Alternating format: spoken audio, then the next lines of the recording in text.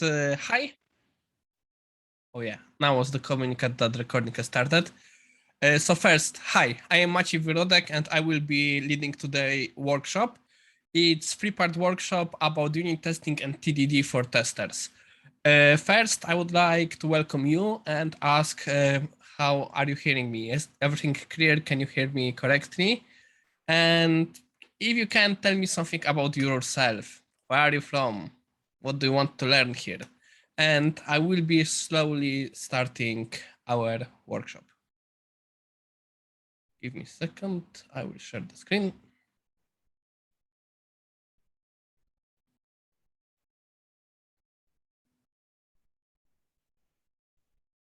I will bring chat so I can still see you and everything.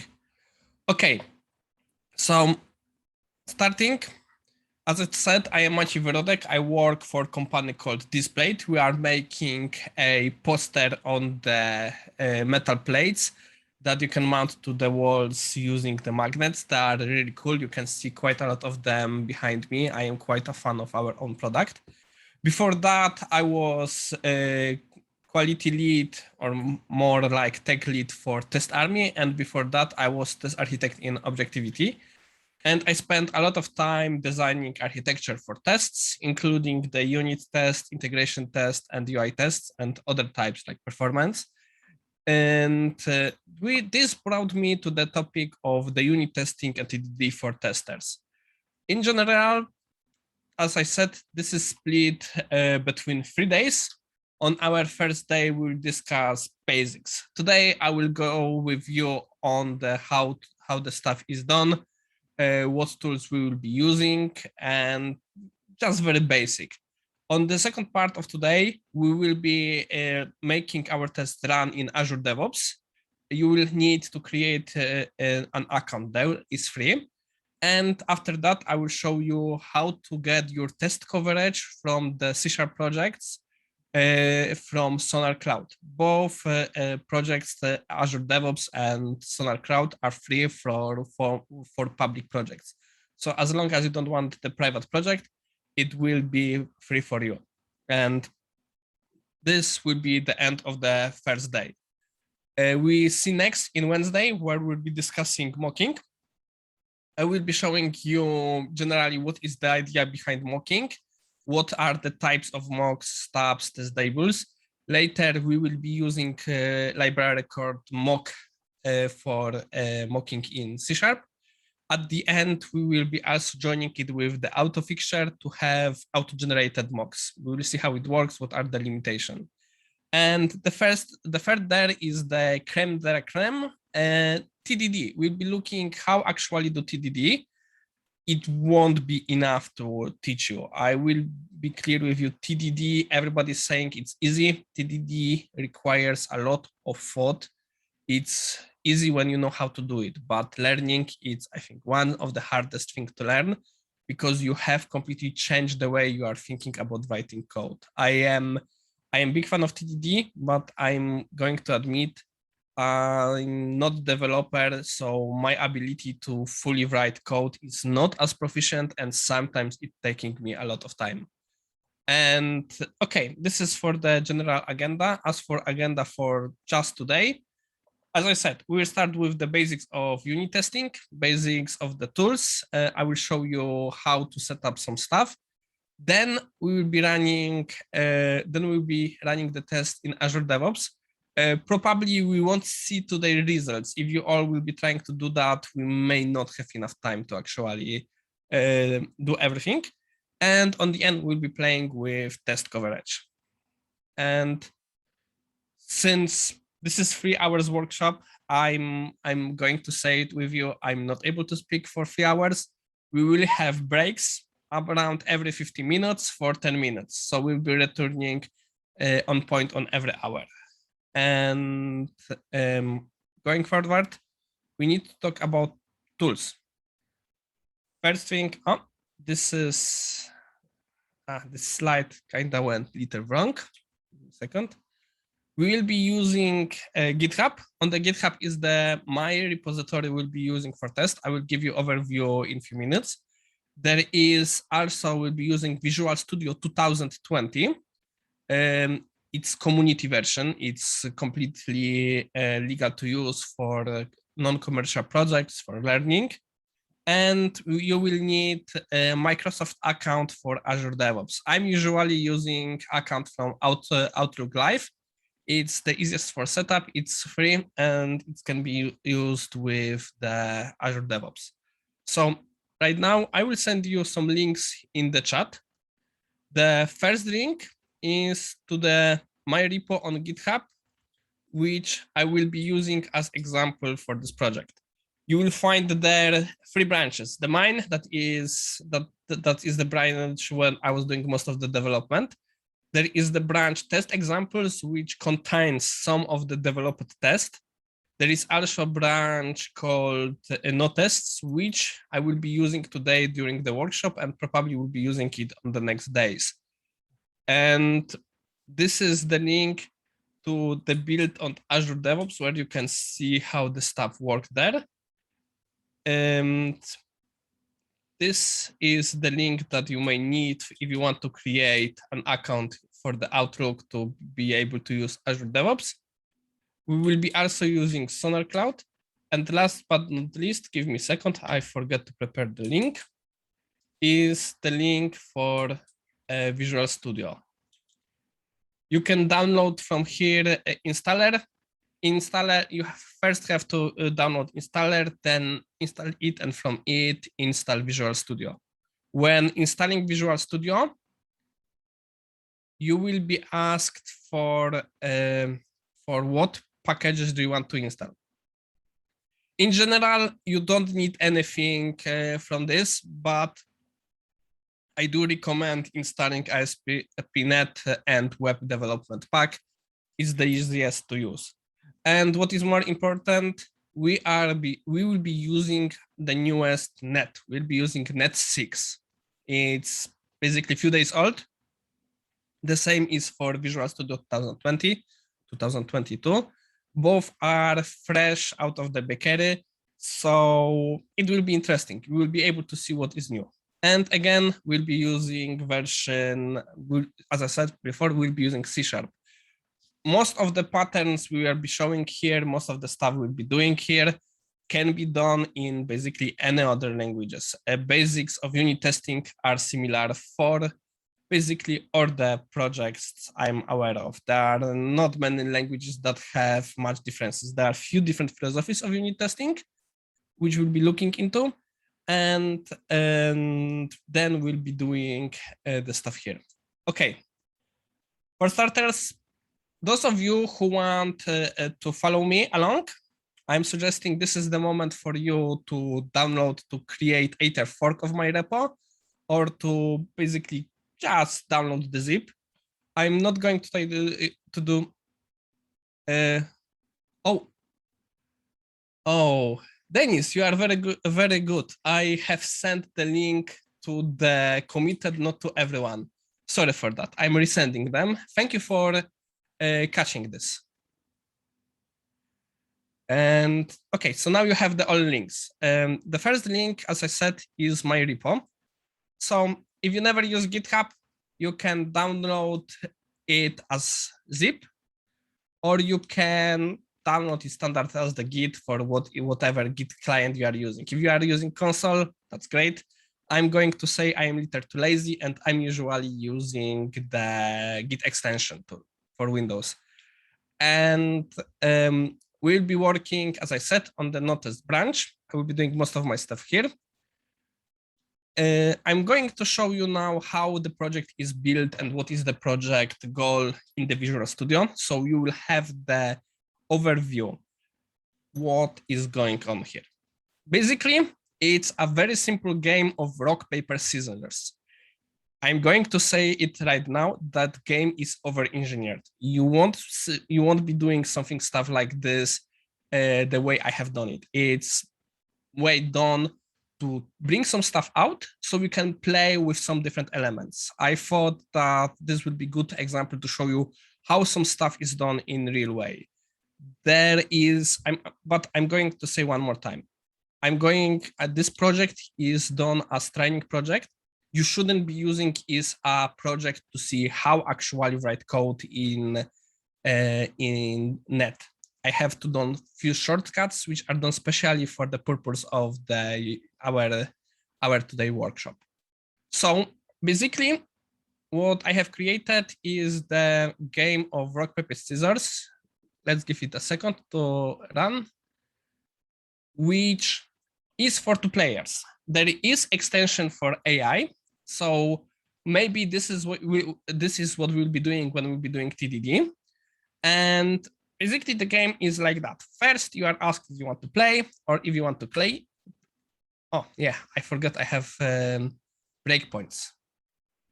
So basically, first you are asked if you want to play or do you want to quit. The quit will be always option. And then you are asked for your moves. So first, there is ask for the player 1. If you select something that is not move, you will be said that this is incorrect move and you can do the move again. So now we can do, for example, rock. Then there is option for second player. As you see, the input is clearing fast. So the idea is that the other player shouldn't see what you have selected. Of course, this is hot seat game. This is, let's be honest, nobody will be playing rock, paper, scissors on computer with 2 people. This is not real example, but it's good game to learn. It's one of the better katas if you want to start learning programming. So the game is played to 3 wins. So for example, if we do here a case, the game ends with the player 1 winning, and because he won 3 games in a row. Of course, in this game, in current implementation, the game ends after the match has ended. We can do later implementation of loop to make it reusable. So this is our starting point. Now I'm going to go a little over the code, what's happening here. C#6, I'm sorry, .NET 6, C#, I think it's version 10 now, have new program class for the start of the command line programs. Usually you would see here usings, then something like program, and inside the public void main. C# now have made it much more simple. Now it's basically a class when you are giving on the top usings, and you can write like, I don't know, like it was terminal. So our application is split into the backend, where we have game engine. This is the place where the most of the game logic will be happening.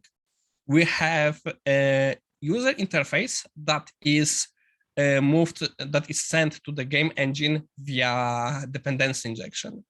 Of course, in real case, you would be using something like autofuck or a host builder to put the dependency injections. For our case, I didn't want to make it as complicated.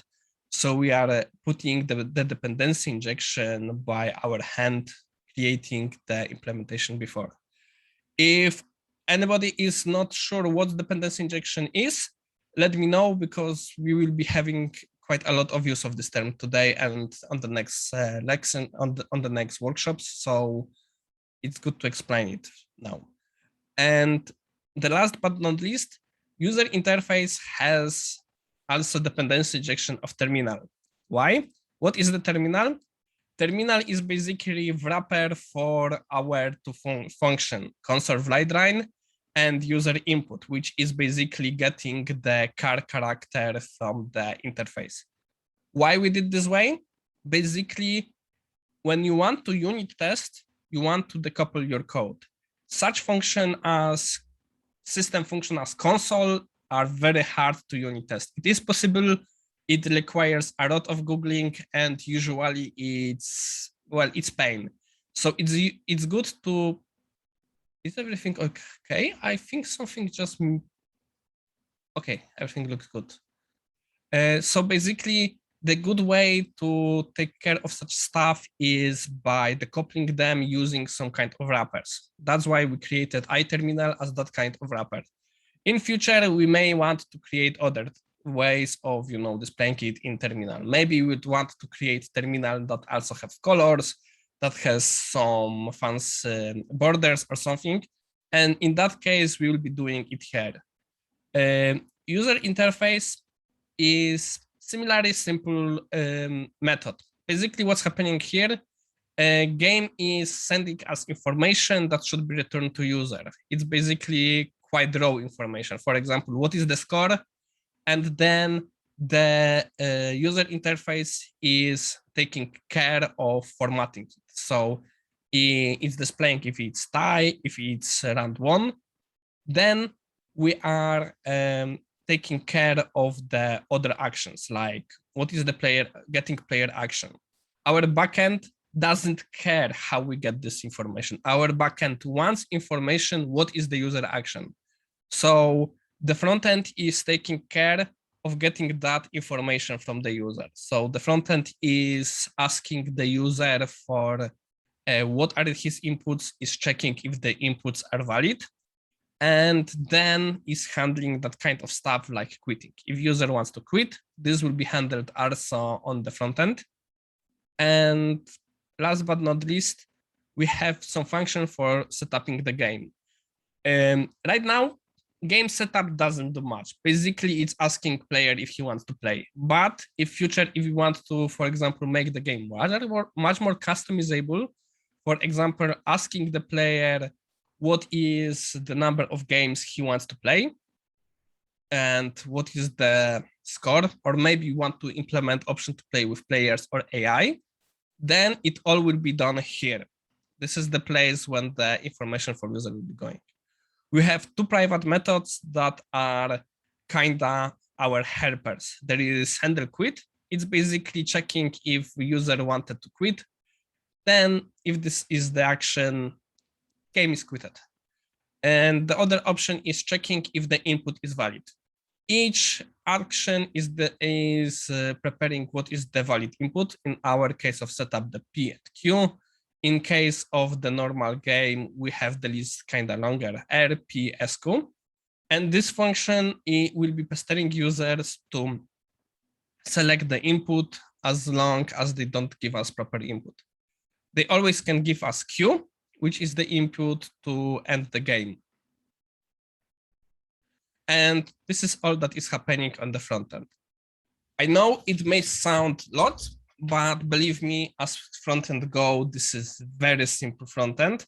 And probably web developers will be even angry at me for using the word front end here. Our game engine is much more complicated. Here we have a lot of more things. For example, we have our game engine when the most magic is happening. Basically, what's happening, the game is mostly run in the game, in the run game method. Here we are doing the setup game, which basically is asking the UI for the old information, and then only checking if the arguments are not something that is wrong. Then we have the option for handling what is the player turn, and what is the action of each of the players, which is happening inside the while loop. Yeah, it's a very primitive solution, but it works.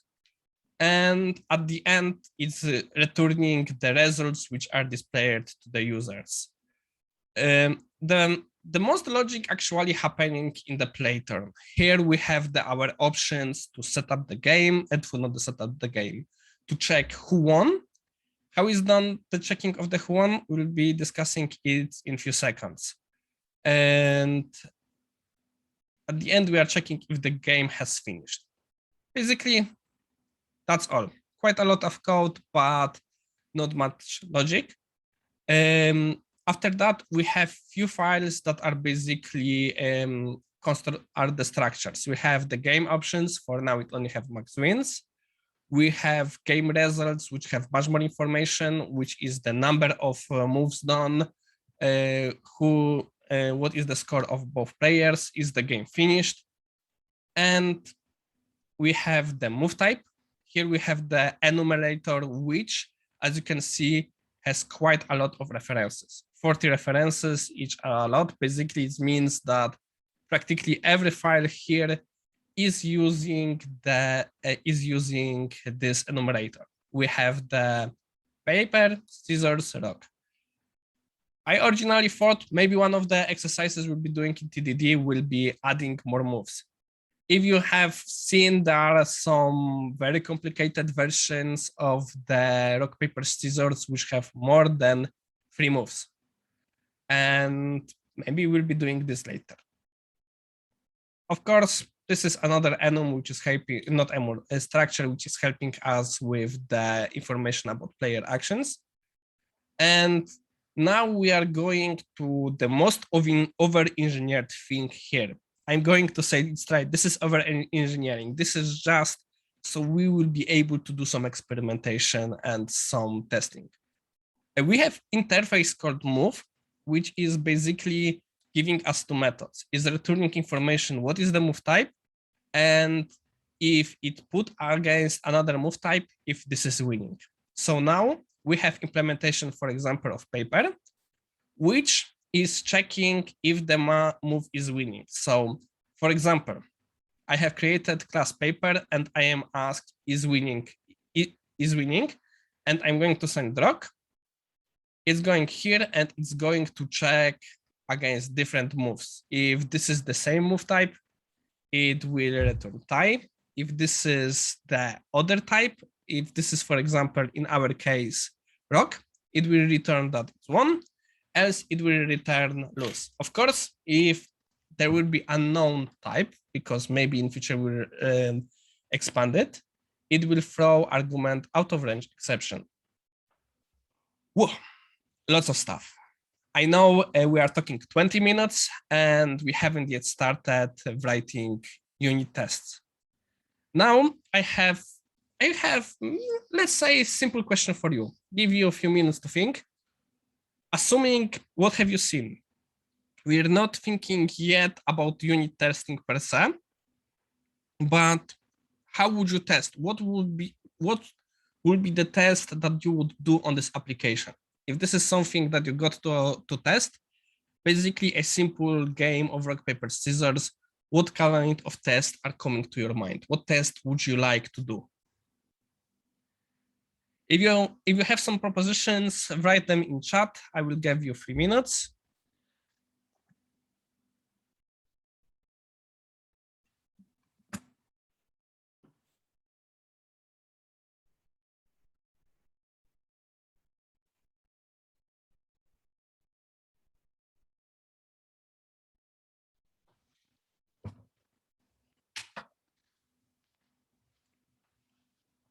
Of course, there are simple cases like we want to see if the game is actually working, if the prompts are properly displayed. You may want to see if there is no edge case for different move combination and a lot of other stuff. Those are all the stuff that we are testing on the UI layer, but some of the stuff we can also check lower. Which brings us to the first question, which probably you may be asking yourself. Why a tester needs to know about unit testing? Basically, unit testing is very connected to automation. Most of the automation tools for C# are basing on the unit test runner. We are using the test runner that is specific for this language, which are currently 3 the most popular. One is basically nearly dying, but there is XUnit with which we'll be playing. There is NUnit, which will be also playing. There is also MS-Test. MS-Test is currently, well, if not officially dead, it's almost dead. And I really don't recommend using it in any new projects. If you have legacy projects and everybody is using MS-Test, MS-Test is still usable, but I would recommend using it if you have any options. So if you want to write integration test or Selenium test or other tools, you will still be using at the bottom unit test framework. You will be using assertions that are for unit test. And what is most important, the runners were done with thought of unit testing. It has some issues. I will be showing them in bigger detail later. But for example, in my opinion, NUnit is much better for Selenium and integration tests because it has completely different philosophy going for the assertion, not assertion, for the before test and after test. XUnit is much more unit test oriented, and they are not really willing to allow you to do some stuff before testing. But everything has its own ways. It's possible to kind of go around it. Okay. This is one thing. Another thing is that is worth mentioning. You may want to help your developers with testing. We all know, or we should know, the test pyramid. So the UI test, end-to-end test are the top of the pyramid. There are the longest, the least stable, and they should be used as the last result. We should be testing there anything that cannot be done on lower layer. Below that, we have integration tests, which are checking relation between different components. We can have system end-to-end test, integration test. We can have integration end-to-end test, which without the UI. We can have the component test where we are talking between different components, and a lot of other version of the component test of the integration testing. Below that, of course, we have different versions of unit tests. They are the fastest, the most reliable, but are testing the smallest part of code. Here are lots of discussion if they are more technical or the more business oriented. They can be both.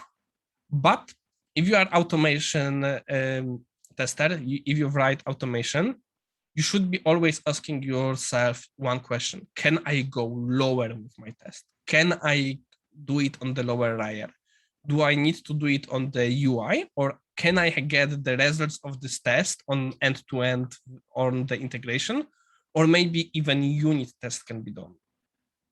Because if we are getting the coverage of the case, why go on the higher level? On the higher level, it will be slower, it will be taking more time, it will be less stable. The lower we go, the better. Or maybe it's possible to do part of it on the UI, part on the lower layers. Even if you are not the automation tester, if you are basically mostly doing checking, mostly helping your team by exploratory testing, by helping them design what to test, being able to read a code, understand unit tests, give you an ability to sit with your developer and do the review of his test, not from perspective of the quality of the code. That is other developer for that. But you may check if the code actually works from the perspective of testing. 1 second. What does that mean? It means you can sit with him, you can ask yourself the standard testing question, how I would test that. And then you can either suggest him how to write better tests, how to write tests that will be checking something that is valuable, or you may be able to also to write those tests later. I have a friend, his name is Michał. In past, he was working in communication company, where before doing any exploratory testing, he was usually sitting with the developers and asking simple question, show me your tests. Then after sitting with tests, he was saying, okay, you have covered this, this, this, but I think you can also cover this and this and this on the unit test level. Sometimes they were returning, no, it's not really unit test, it shouldn't be done here. Sometimes he was able to push it back saying, no, you can do it here. But usually it ended that the saying, yeah, this is a good idea. And they wrote that test. And they were saying usually, go back, we'll go back to you in half hour. So he was saying, okay, I'm going for lunch then. He was returning from the lunch and the standard option was, so is everything ready to test? No, the cases you come up with have broke half of our code and I need to do quite a lot of rewrite. So this is also a form of testing. You can also bring your testing knowledge to the developers. But first, you need kind of to understand what is the unit testing. Okay, we are spending quite a lot of time talking. I hope those of you who want to go along manage to install Visual Studio 2022 and are able to follow. So first, we need to check with what we're going to start. We have here two projects, the rock, paper, scissors. Actually, it should be called rock, paper, scissors frontend, but since this is a command line application, I decided to use the standard conversion here, which there is quite a lot of stuff that is exactly hard to testable or shouldn't be tested. This class, actually, it shouldn't be tested. The class command line terminal, I have specially separated it so it won't be affecting my testing. Maybe if the time comes, we'll try to look how to actually test that kind of stuff, but for now, we won't be doing it. User interface is nice class to start, but there is problem. We will be needing to address mocking. I don't want to start with mocking yet, so this will be going later, which leads us to backend. In backend, we also have some problems. We have the class like game engine. Here, we will be needing some mocks, but we can start with our simple moves. Those are the quite simple classes to test. They are easy to test, and we'll be starting with them. Later, we'll be moving to move factory to see how to test this. And after that, I will be showing the same stuff using an unit because there are different ways of doing the stuff in both. So first thing first, let's create a project for the test. Why we are creating project for test? Because we could add the unit test cases here, but when developers want to go to production, they want to remove all unnecessary code. And in Visual Studio, when you go to the configuration manager, you can select what projects will be built in what configuration. So for example, let's add ourselves our XUnit project. You can add project, create, select, clicking on the solution, new project. And here we have two templates. Sorry for me looking on my keyboard, but I have kind of new keyboard and I am still learning how to use it. This is very good on my shoulders and my wrists, but learning it is problematic. So we have the unit test framework, which is one of them. We have which is generic one. We have MS test. We won't be using this, but we have also XUnit. Since we are using net 6 is kind of still called in some places Corm. And okay, let's select it. What will be the name of our project? It will be rock, paper. I haven't clicked the wrong thing. It will be rock, paper, scissors tests. No, sorry. Backend tests.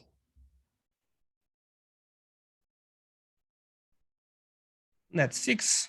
Let's create a project.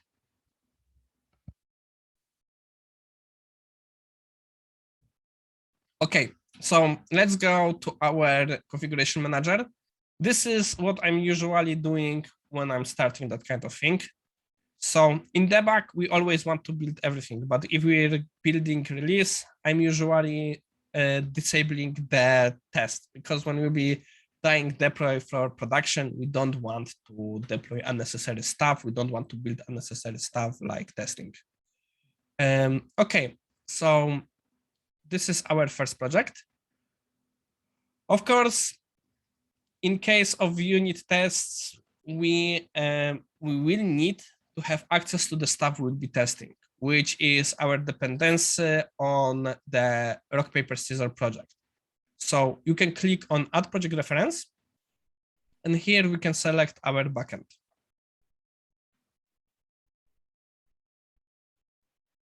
Okay, now, so let's start with move factory. Move factory is very simple thing to test. because it's so-called simple factorial. The goal of it is when we give information, it should return as a type of the object we want to test. So let's start with it. I forgot to mention, why have we called the project tests? Because in case of the Azure Devops, in case of CI/CD, there are tools that are semi-automatic and they will be looking for tests in the projects who have the word test or tests at the end. They will be checking it for the lowercase and uppercase. So this is convention which using will also help you a lot. There is much more discussion if the files with the test should be named with the test in name. I am kind of old school and I prefer to name. So in our case, it will be move factory test. Okay. And now we have in this case, very simple life. This project was written with unit test in mind, which is saving a lot of time. We don't have to do any refactoring to make some stuff available because it was done with that kind of in mind. So let's look at cases here. Basically, we have here a 4 paths. What happens if we send the proper move? What happens if we send all the proper moves, and what happens if this is something that cannot be done? This last one may be problematic for us. We may not be able to test it right now. So, but here is first discussion. Is this even worth testing?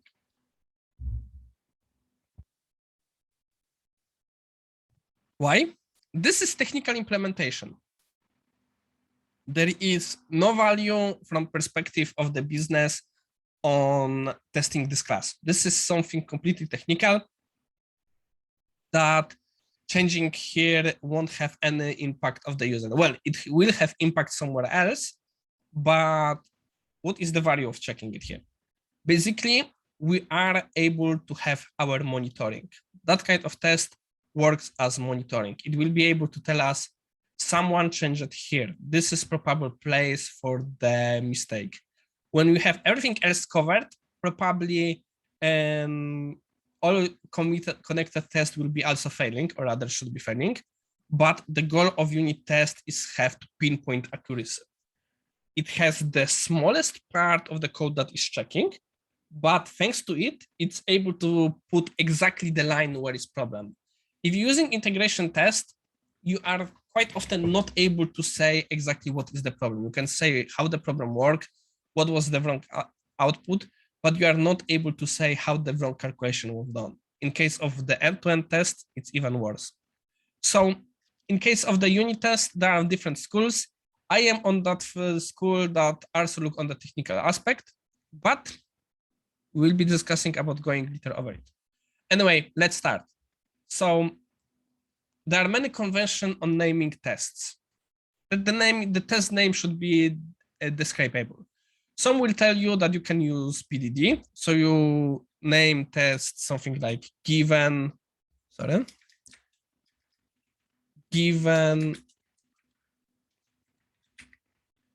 XX, then when y, then z. I'm not a big fan of the BDD. To be honest, I'm not a big fan either of SpecFlow or Gherkin. In most cases, I think it is overkill. I've seen developers that like BDD on the unit testing, and it's, or well, you can use it. I have completely no problem with this. There are even unit testing frameworks that are working on base of this. I'm not remembering which one is the framework, which one is the automation tool, but gleb or Spock are based on the BDD. Both those are the Java tools. And I'm not a big fan of this. I am, if the naming goes, I prefer the convention of reparters. We have first, what are we testing? Second, what are we doing? Third, what is the result? So in our case, it will be, sorry. Here. Move factory. Let's put it on the half screen so we'll be able to see both. Move factory. And next, we'll be testing getting, let's start with getting the there's returns users class. Yeah, let's have a little more space for ourselves. Yeah. This is another convention that is discussable. I am kind of fan of it. In C#, when we are writing the test class names, we are separating the different section by underscore. Same with the BDD. Usually, you are using underscores in C#. This is convention to distinguish the testing class from the production code. Usually in proper code, you are not using underscores. The underscore is not commonly used in C# to the level that not so long ago, most of the, how it's called, most of the tools for testing, not testing, linting, were always screaming by default that you have the underscores in name and you had to change the setting for the testing files. So for now, let's just see if everything is working. Assert. So I will explain what I have done here in a few seconds. As you can see, C# now, yeah, assert tura, tak, assert true. C# now is giving us also recommendation. So if you go to the tests, you have option to run all the tests. I have already done them in past, so I have them in the menu below. Why haven't you done properly?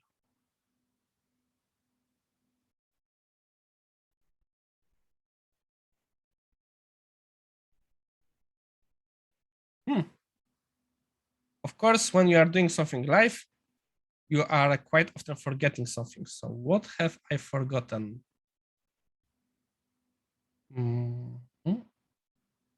One second.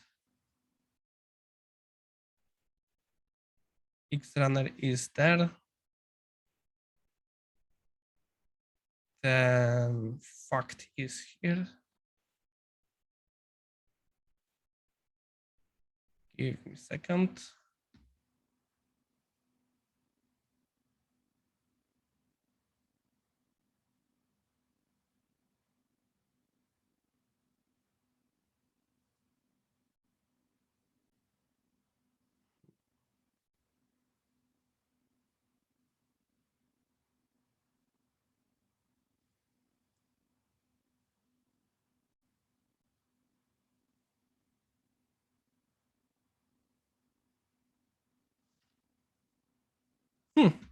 Magic. Okay. What's going on? One more time. Is the problem with the name? There shouldn't be one, but let's try it. Yeah.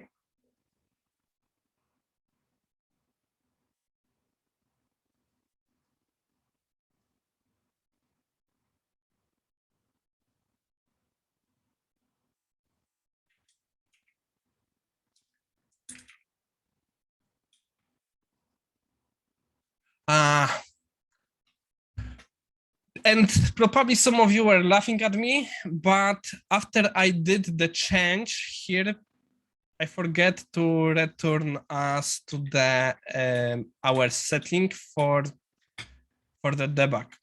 As you remember, I disabled it for release, but I forget to disable it, return us for the debug. I'm going to admit this is the first time I've done that in the long, long time. So just to show you that everything is working, our test is green. Nothing happened here. And I'm going to admit I've seen tests like this left in the repo. There are places sometimes where people are asked to write tests and there is no question what they should be covered and they have to just write tests because this is a requirement of the higher ups and this is the effect. Okay, so what happens here? How everybody knows that this is test? One of the ways that some systems are recognizing the test file is by the name test, but this itself is not good enough. Actual test runner are looking for the annotations. Annotations are the stuff that you put in the square brackets over the name before the name of the method, name of the class, name of the property, and few other places. This is an annotation. It's form of decoration. It's form of decorator. This is also pattern in C#. And this one is saying this is the test. XUnit is requiring only this. Well, and of course using XUnit. And another part is assertion. XUnit is using assertion that are in form of basically comment, which is also, in this case, if you want to check if something is true, it will be called assert true. Assertion is form of exception. What do you mean? What I mean by this? In the middle of this, there is something called, there is an exception flow. I don't remember which one, which basically fails the application and displaying that this is the bug. To the point that actually you may do something like this, or at least you could do it in the case of the NUnit. I never tried it in the XUnit, so it may be, it may not work. Catch.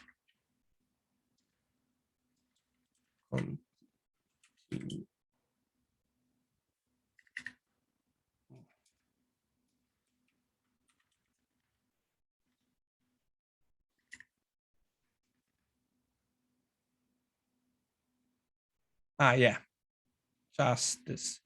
In this case, continues for the loops. And the test, oh.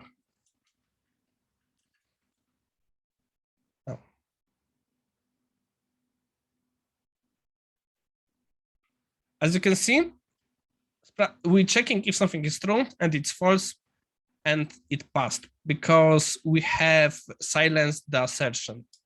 You shouldn't do that. It's not good practice. Sometimes in past, it was sometimes needed if you wanted to do multiple assertions. Now there are better ways for that. Let's to show you that this test can fail. It was expected true. It was false. Yeah, sure. But this is not what we wanting to do. This is not real test. What we want to do is to write properly test. There are many ways of structuring tests. I am personally, in case of unit test, fan of the three-part structure.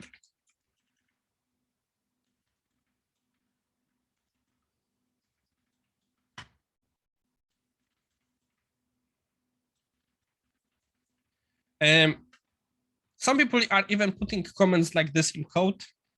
I'm usually not doing it. But the structure is like this. You have arrange. This is the place where you are arranging your code. So basically, if you want to prepare some information, if you want to create test data, this is the place that you have done before the testing. This is kind of form of preconditions. If you have test case, this is the stuff that you have to prepare before doing testing. Act.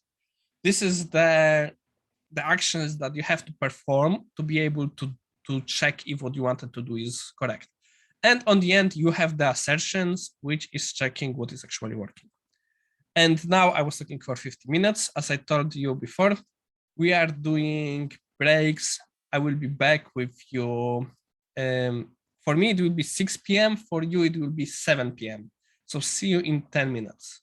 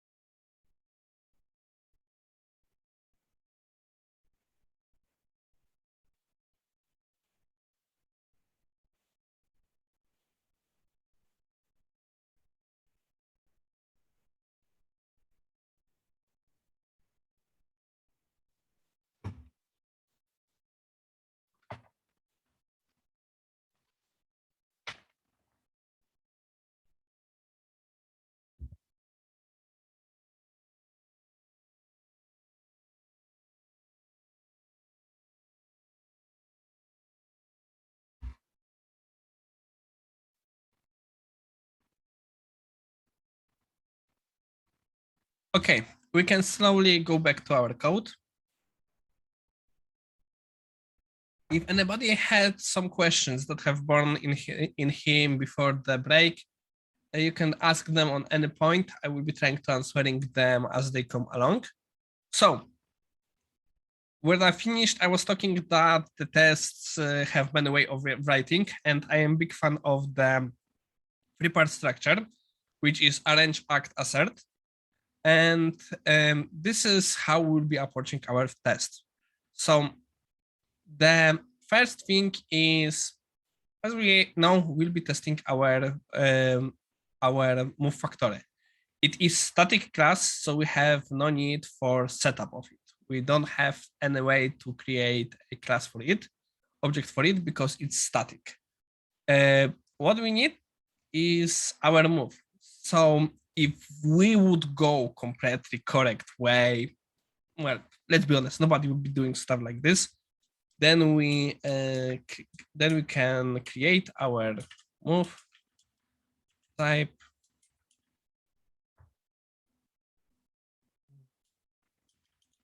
move to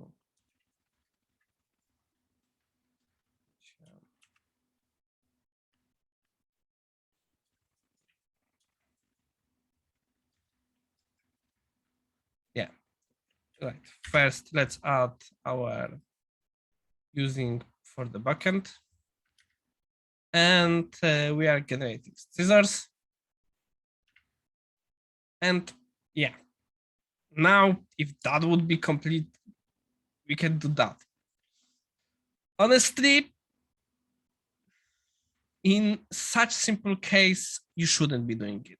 I'm going to do it for now, so you will see code in every case, but you shouldn't be doing this in such simple case. So what will be our action? Our action will be to create our object, and this will be result, and result will be move factor.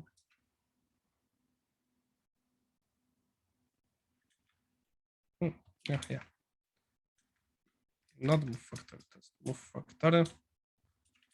Get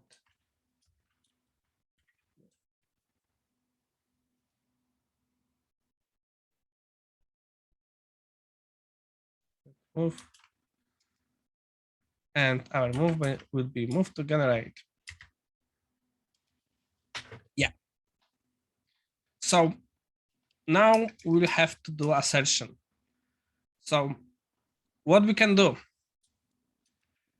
Assertion will be, we can check our type. So assert our, no, wait, this is equal, this is X unit.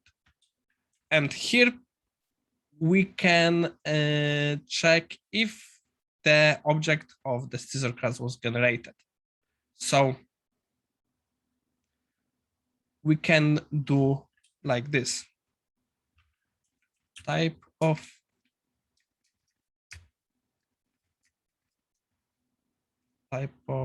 yeah. Let's do it first in here. So you associate here var expected type równa się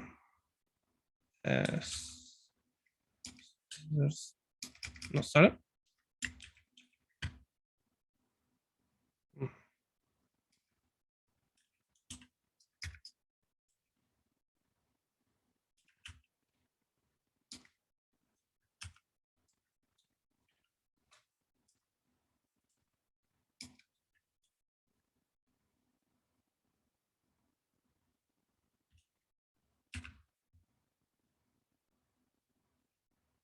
And assert equal have in its constructor first expected, then actual.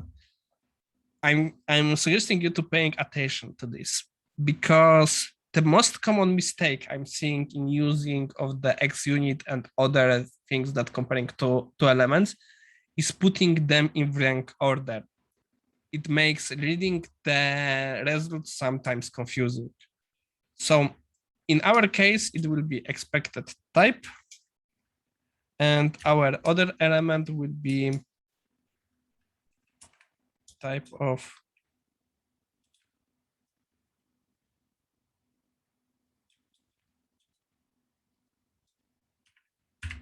I forget something.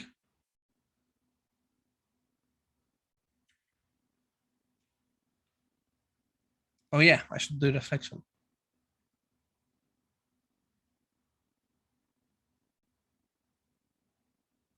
1 second. I need to compare it to my output.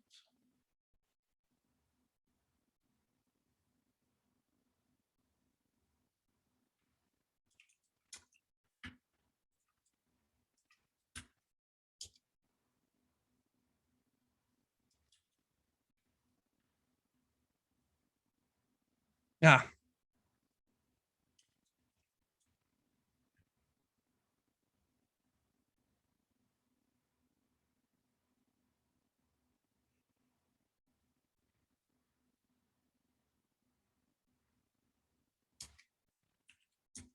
That's why I need using system.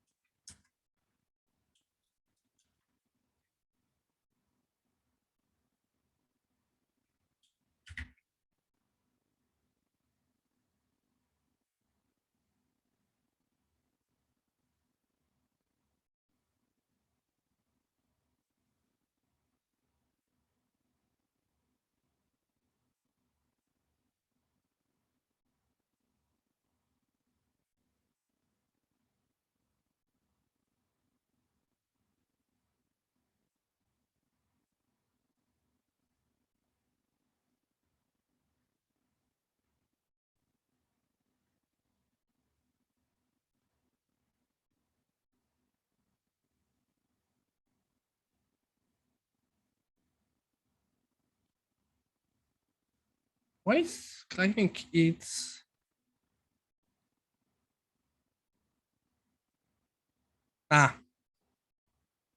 hmm. Sometimes you make one mistake and then everything is going forward. That's why live coding is so hard. And yeah. So this is how this test would be looking if it will be written in completely, proper manner.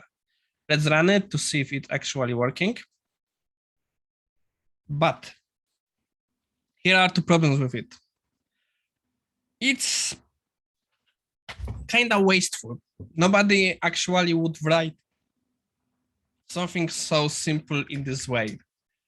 It's just, well, too much. Nobody would put this part here. This would usually be done here. And same with the move type. It would be done here. So the actual much simple test would be actually not having a range because it's so simple case. I'm going to leave it here mostly so you will be able to see how the section should be filled. Okay, so we done it for scissors. Now, if we would, if we would be doing it for others, we could put all of them like that, one after another. But all of the stuff have something called theory, move factor. Let's change its name first to something much more important.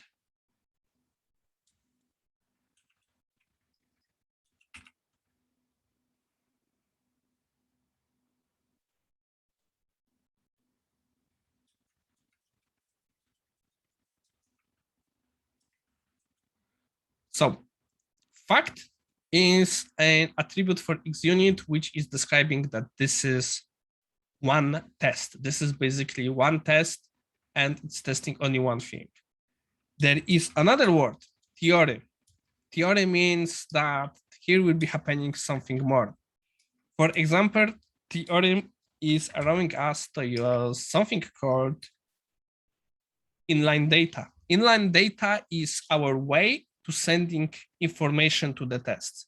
For example, we can send our information for what we will be actually testing, what will be our test data. In our case, let's send this and type of scissors. I'm not sure if this actually will be going here. It may be not.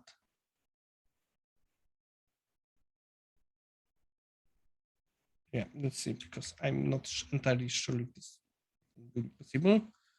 So, yeah, system type. So move type move.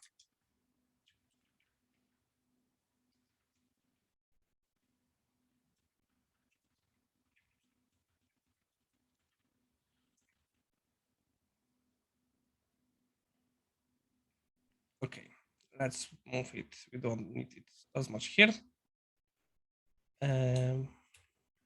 Let's call it layer move. So what happened? Our arrange section was taken outside. And what we now got was the information, what moves we are using is coming from outside. It's going from the inline data. Let's see if this will be working, because this is actually not place where I wanted to use this example. Yeah, type of worked. So what does that mean? We can do it for much more things.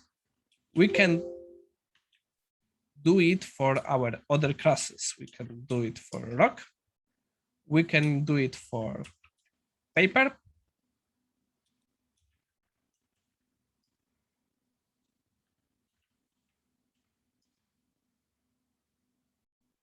And now let's rerun our tests.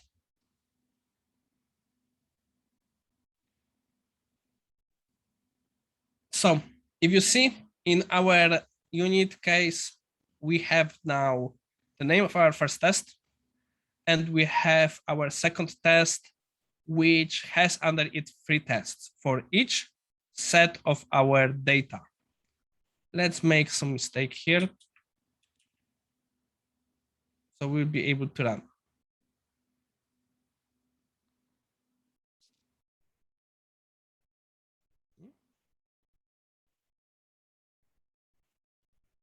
As you can see, now we have failure here. What we are seeing here is information. Assert equal failure, expected type of rock, paper, scissors. We got scissors, and what actually was there? Paper.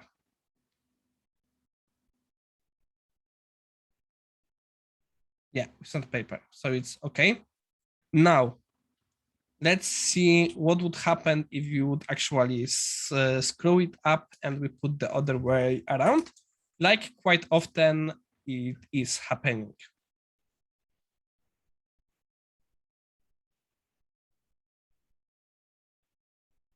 So, as you can see, the error message is completely wrong.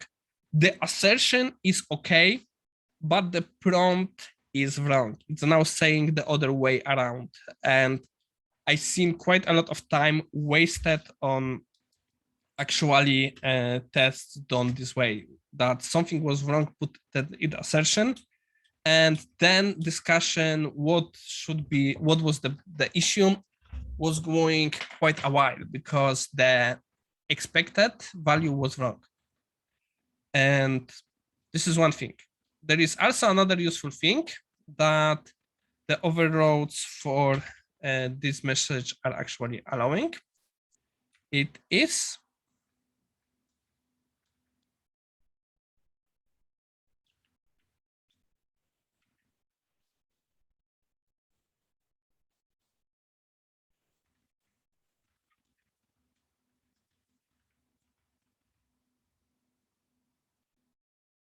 Oh no, sorry, not in the assert, not here.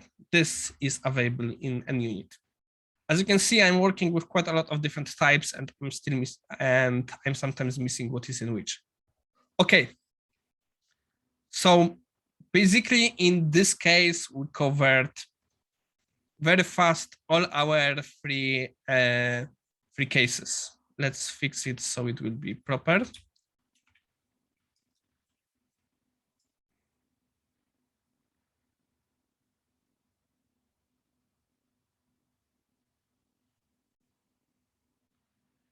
Ta-da! We have all green. Unfortunately, it's not always such easy. This case was extremely easy. It is extremely easy to do, extremely easy to test. But as you can see, in real world, we don't have much that cases.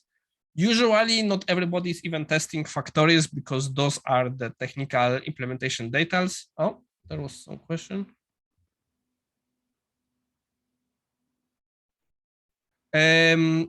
This is not question for me. Victor, Olga, I think it's question for you. As far as I know, yes, the recording will be available. The recording is currently done. It's currently being recorded. Okay, so we don't usually get such easy cases. Usually it's much more things, but let's get it there. Much more complicated case is our assertion. Here we have a big problem. How do you going to test assertion that is on enum parameter, which cannot bring the value that is not there? Our enum have only 3 options, and here we have the 4th. Honestly, in that case, you shouldn't be testing this. There are few options, but it's not usually worth it. You can, for example, extend the enum for some value, or you can do some other tricks, but we'll be doing assertions somewhere else. There is another pattern, it's called Yagni. You ain't gonna need it, which means you shouldn't be writing the code that is unnecessary. In case of the enums, discussion is if this code isn't kinda, written a little too more. Since the function was written with thinking of expansion, yeah, it wasn't a bad case, but it doesn't mean it has to be tested. Okay, so that was very simple case. Let's take something much more complicated, not much more complicated, a little more complicated. We have our class called paper, which is one of the implementation of our interface. Here is where more magic is happening. Here we have basically 2 things. Our constructor is putting information about the move type, and it's also setting our information about winning. So this is things which we're testing now.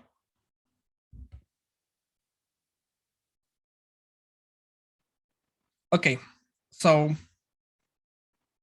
let's create a new test file. And usually test files should be responding to the class which they're testing. Paper tests class. This is, let's be honest, this is kind of overkill for such small case. In the real world, I would probably do all 3 in one file. But let's work on the proper implementation for now. Public case, public void.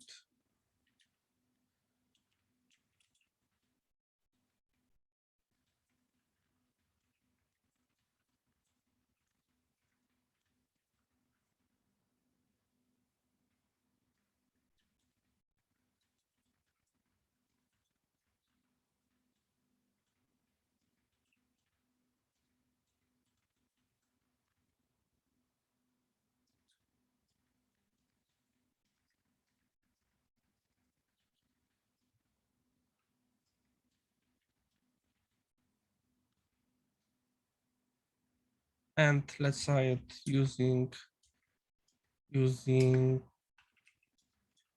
X unit. Okay, so now let's bring ourselves the paper class so we will be able to look at it again.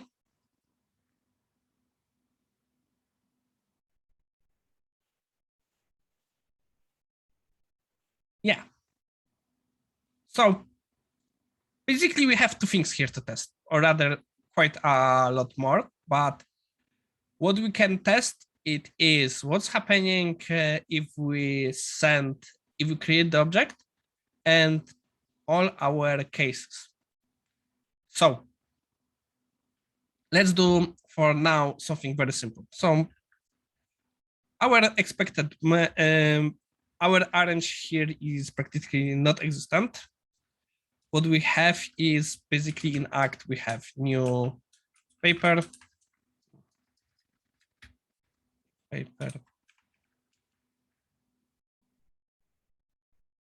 using paper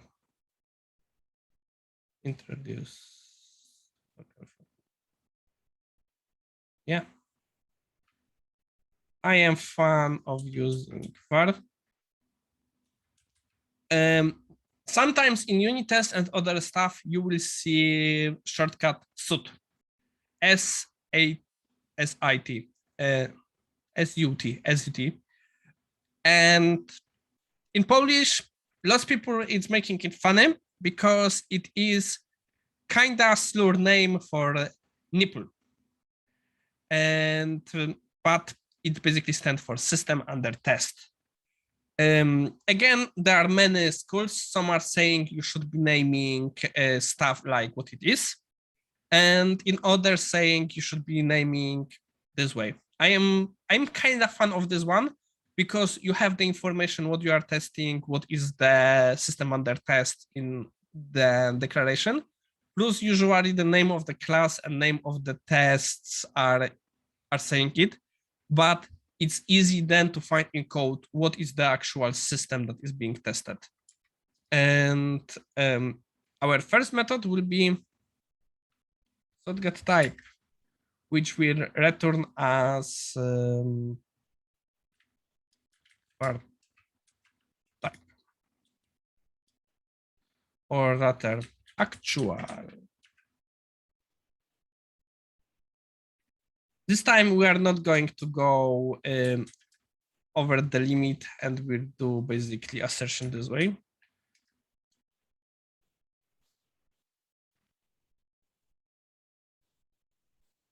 As you can see, I nearly started with the actual. So our expected is move type, which will be paper, and actual.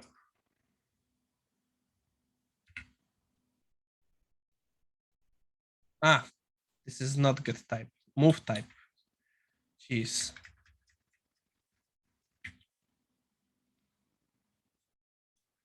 So let's run the test. Test passed. So, of course, you may think, wait, but why not do all this stuff here? There is not much thing to do. Let's add another assertion here. Let's add the assertion to check the winning condition. Let's put it also here. So we have, let's call this actual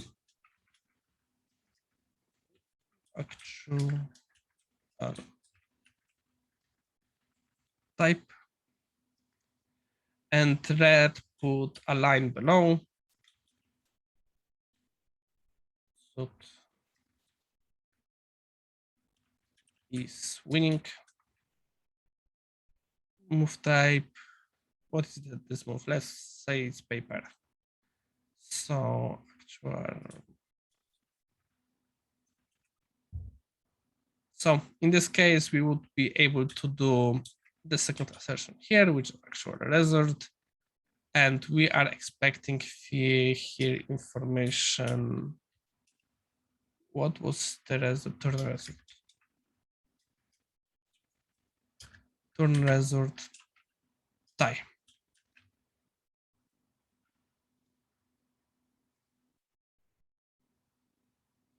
Great, right?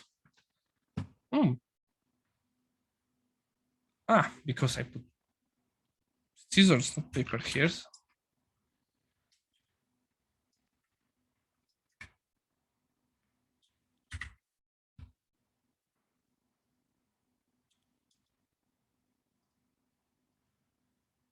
Let's run it here. Great. Now we have it again.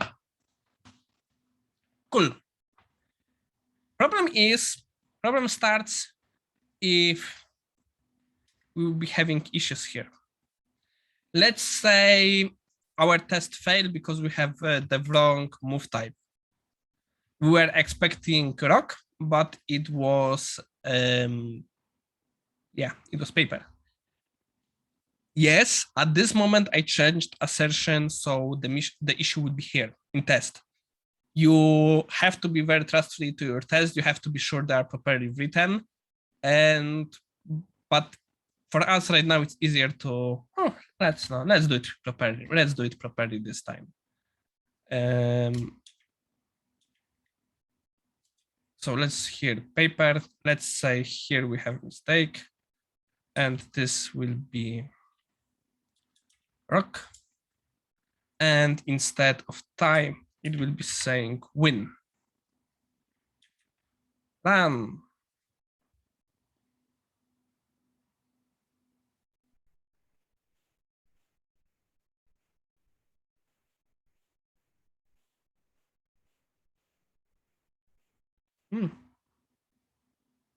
What?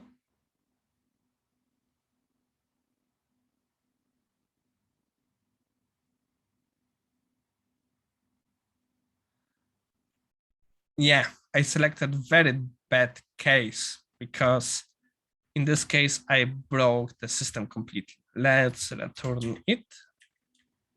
Time. Here we rock. And let's say the situation was winning move. Let's hit lose. So paper should win with rock. Yeah. So let's say here we are sending rock. Win.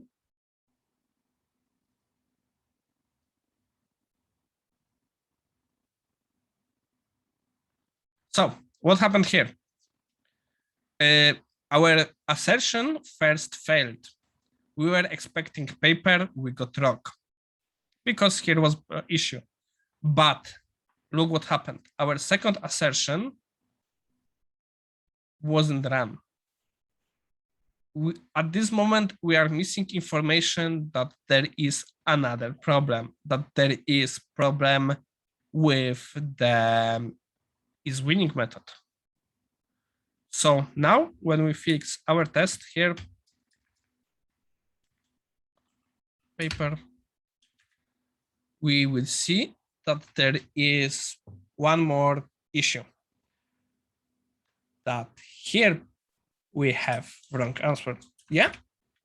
Right now, the fixes were very simple and it didn't took us lots of time to find the issue. But if you have a lots of tests, you have the more complicated, it gets problematic. There are many ways to avoid the situation. One is people are saying you should have one assertion per test.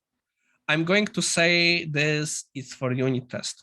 If you are doing Selenium, if you are doing integration test, it's good if you have one assertion per test, but let's be honest, if you have to perform quite a lot of operation to go to the place when you are doing assertion, you shouldn't be doing one. It will be taking too much time to do it.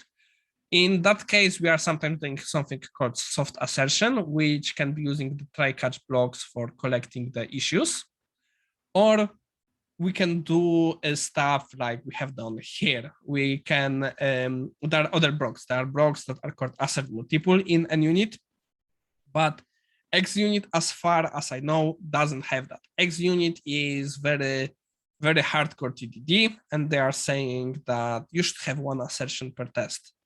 So this is the problem with that kind of implementation. And of course, if you have two assertions, this is still not bad issue. This can go, but in unit test, if you are seeing 3-4 assertion, this is the point that you should be starting asking yourself is if you are not testing too much. If you, for example, let's say we would have here a class like game result. If we would want to test this, then you shouldn't be testing each of them separately. You should be testing whole object. We'll be talking about it later, but for now, let's leave it at that. So this time we are going to do it again. We are doing our, as you can see, sometimes suggestions made by Visual Studio are not the best.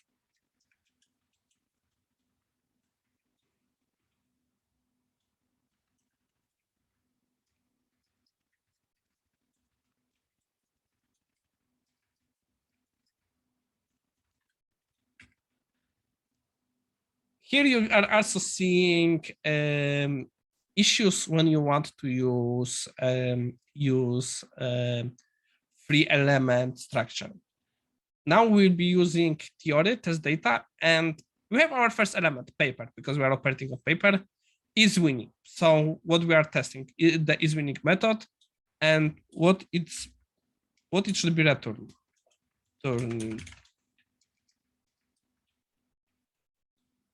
It's kind of hard to describe. I usually writing here expected, but I have seen many schools what you should be writing here. Some are writing works properly. I don't like that. And okay, so this time our annotation is theory because we'll be using test data. And next step is our inline data. And so what we'll be sending here? We'll be sending our move. What would be the move is move type, let's say scissors. So what is paper doing against scissors? Paper is losing with scissors. Then the result is lose.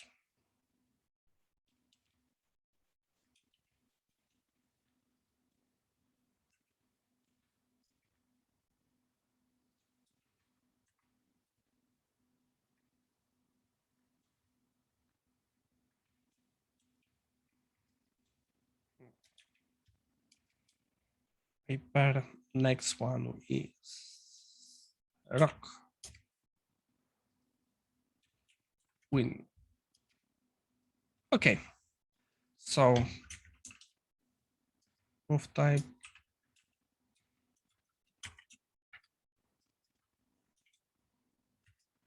move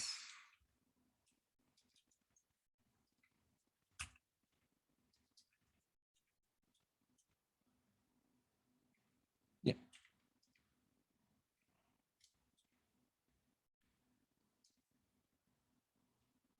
So in this case, we don't have much to write here. For actual result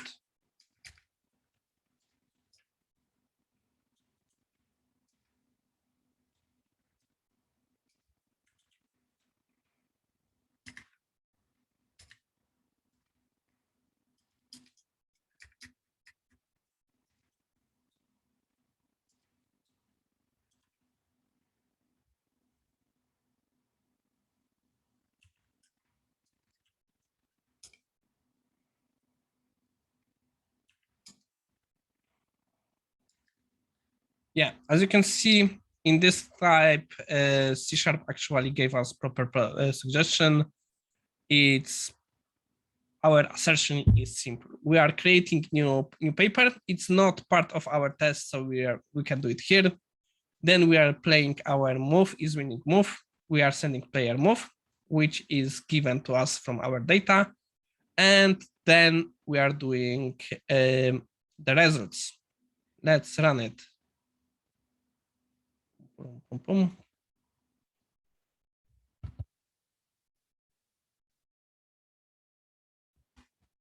Okay, as you can see, or are passing. What I encourage you to do when you are writing unit test or writing whatever test, make sure they are actually able to fail. Change some data either in the test itself or in the code to be able to see if they are able to fail. I have seen so many tests which has assertions written in a way that cannot fail. So, and also in this case, you can check if the assertions are making sense to you. It's worth checking. Okay. We are kind of behind time. I was expecting to be here much earlier. So for now, from the case of XUnit, this will be all. XUnit is based mostly on the word fact, or theory, which should be used before tests. Those are the two most important words here. They are the annotation. Assertion, there are much more assertions. Assert are equal is one of the most popular assertion. There is true. Another one that you will be using from time to time is throws. There are assertion like contains, there are assertion doesn't match, but those are not as popularly using. The most popular assertion that you should know is assert true, assert equal. Those are the two that you should be the most familiar with. And the test structure is assert, act, arrange. Okay. Now I'm going to show you how different is the NUnit.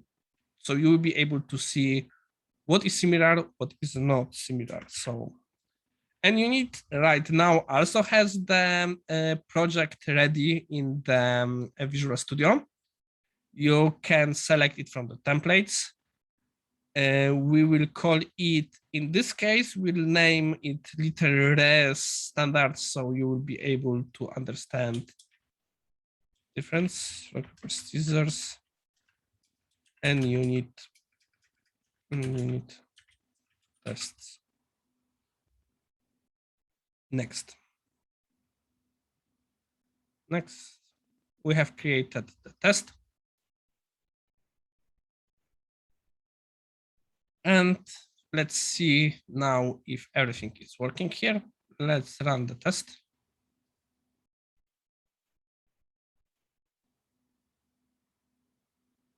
Yeah, test has passed. Let's see if it can fail.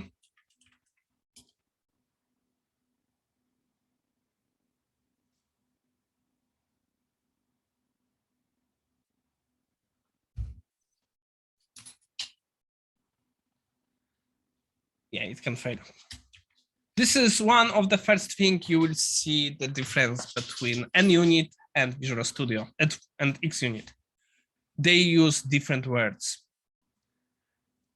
NUnit use the words like setup, tests, where here we have fact and theorem. Well, setup is kind of different thing about which we'll be talking in a few moments. For now, let's take our case of paper test to make the comparison here. I'm doing it wrong. Paper tests.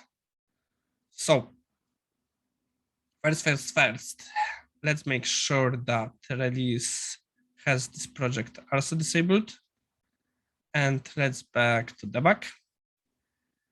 Let's remove this for now.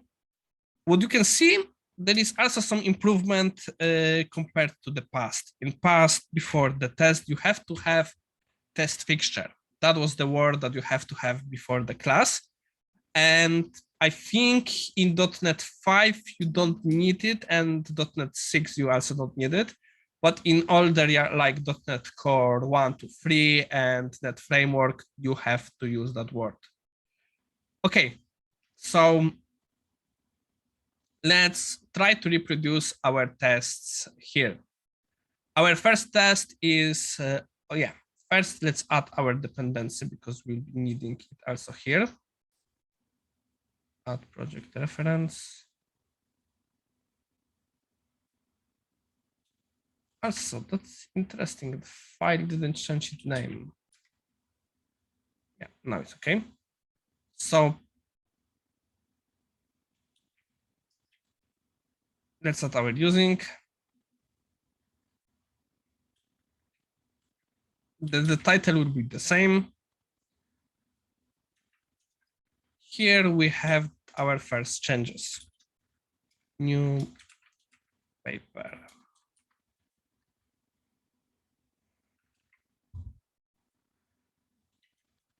Yeah. So far, so good. Same with the actual, but assertion is looking slightly different. Assert.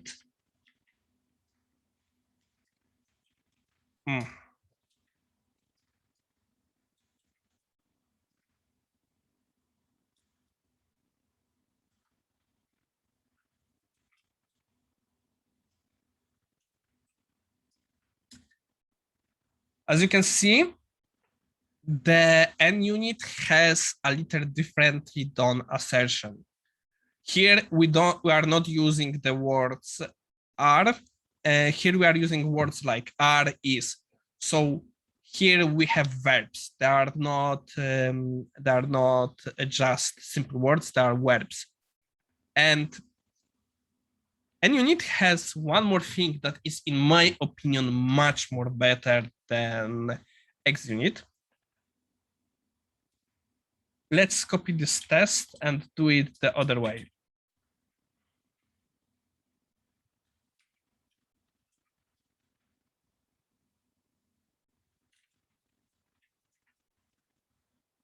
So there is something assert that. Here, magic happens. Actual type versus is equal to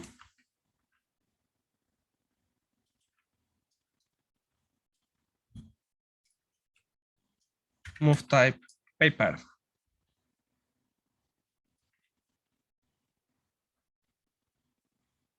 Oh yeah, 2 literal braces. What happened here? These assertions are basically the same. Let's move them, let's run them. And basically, NUnit has a wrapper called assert that. I love this wrapper. It's my favorite part of NUnit. I'm not lying. And basically, it makes it much more human readable. It sounds much more naturally. Basically, this is sentence. Assert that actual type is equal to move type paper. You have sentence. You have sentence here that you can pronounce. It's easy to understand. It's not as simple to write. It requires, as you can see, much more writing than any other type, because previously you have to write assert are equal, move type paper, actual type. Here you have a similar number of words to click, but here what you have to also add is equal to, and there are a few other options there. But personally, if you are going to use NUnit, I suggest using this approach. There is one more approach that is called Fluent Assertion. This is separate library available in both NUnit and mock because it's just assertion library. Let's try to find it.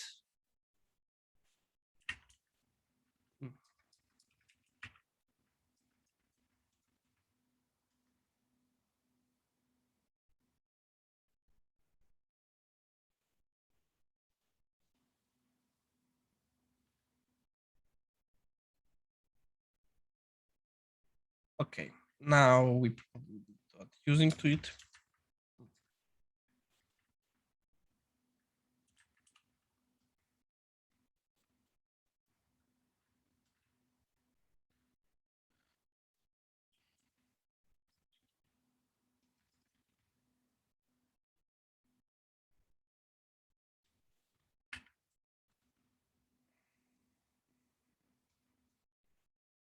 And here we can do something that is much more similar to what we done in one of our other tests.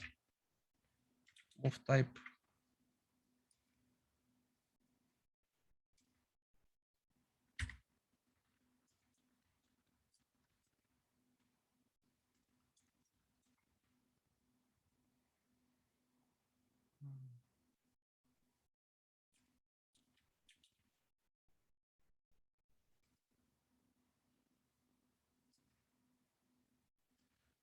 What we have done, Fluent Assertion is using Fluent interfaces, is one of the patterns, in this case, basing on method chaining. Method chaining is the fact that after the dot, you can use next method, and after the dot, next method and next method, and allows to build kinda are some more readable assertion. How it works? Basically, after you make the stuff, you have to use the word should. If I remember correctly, there is also option should be. Oh, no, I think it's not. Yeah, should be, and then you are putting the stuff to assertion. It's in this time, it's much more lines because I am fan of putting each dot on the new line if you have more than 2 dots. And it's splitting the test into more readable form. There are people that are preferring this form. I'm still bigger fan of assert is that, but if I would have to choose between using Fluent assertions or default assertion in XUnit, I prefer this form of assertion. There are a few other libraries that are good for the assertion. I'm sorry, my dog is trying to get to the window. He kind of blocked himself. But this is the free mind styles of doing assertions. Okay, so before we go further, let's write one more test here. Let's write test that is similar to our previous test.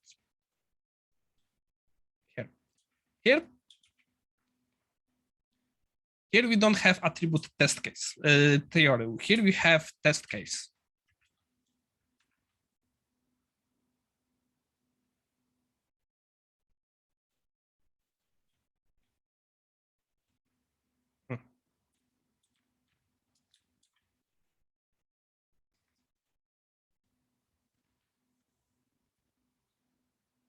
And similarly, we can do this.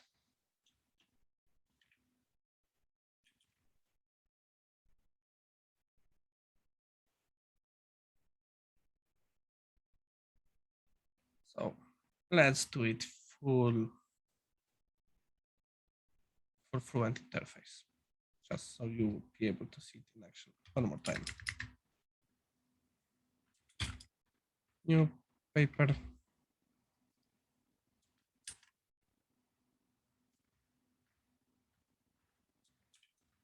Swinging.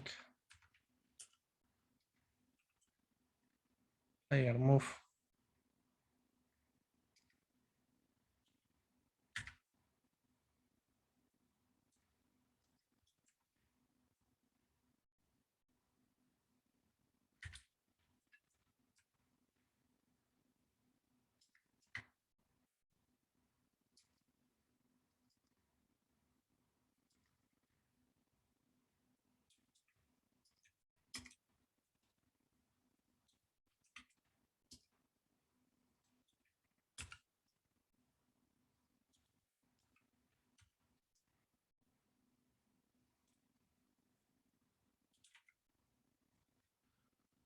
Okay, now, yeah. Now we have typo. And now we have proper form. And Let's run those tests again.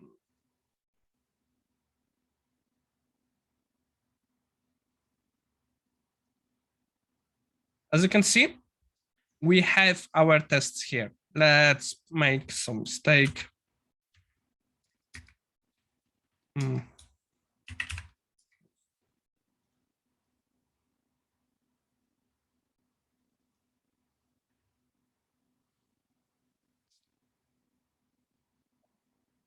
We got information that the value was expecting lose, but was win, which is proper result. Let's fix it to the proper form. So here you can see, as in case of assertions, there is much more letters there. In case of that kind of cases, there is little less. If I remember correctly, from some time you can also do just test. No, you cannot. You have still to be using test case. But there is one more interesting trick you can do here. This is something which I really like in Unit. Is not as my favorite as returns expected.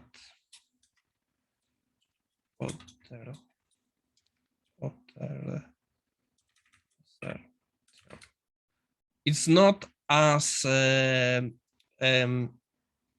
still prefer the assert that, but this is also interesting case. Returns turn result.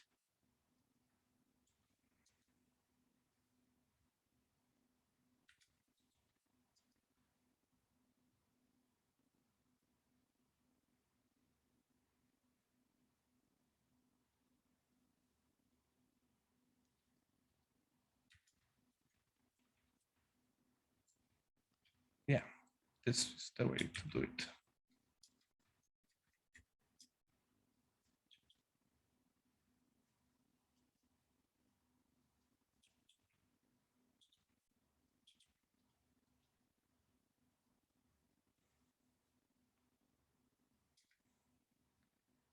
What have we done here? Let's first run it, or let's run all tests in this file.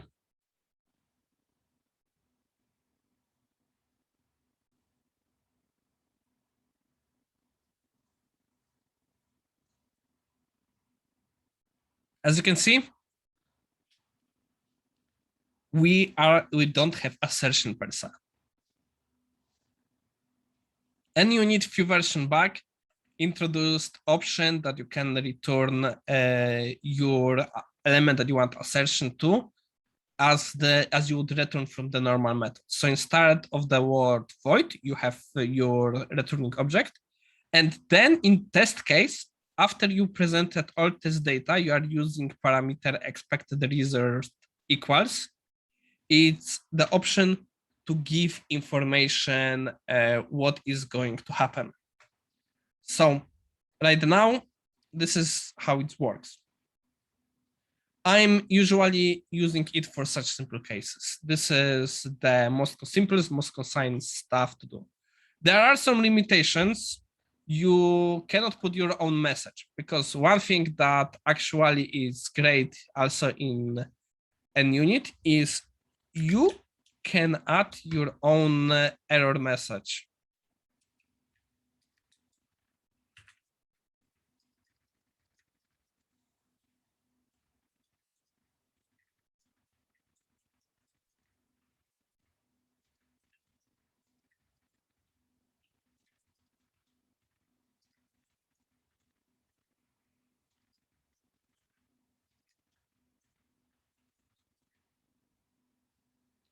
So let's give here a look, and you will see it in action.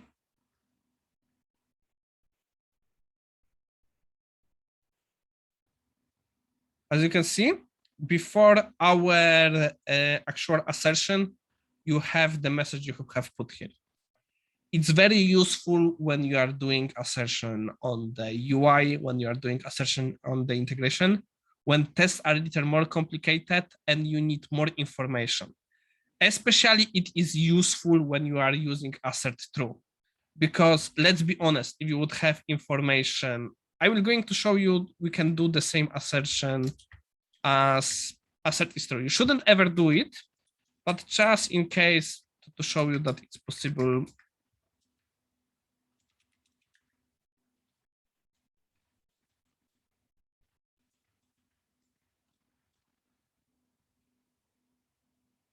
Let's say for some reason you have to do it like this. I don't know why. Maybe you are checking if some element is bigger than other element, but usually you have some statement here. And yeah, let's change it to something false.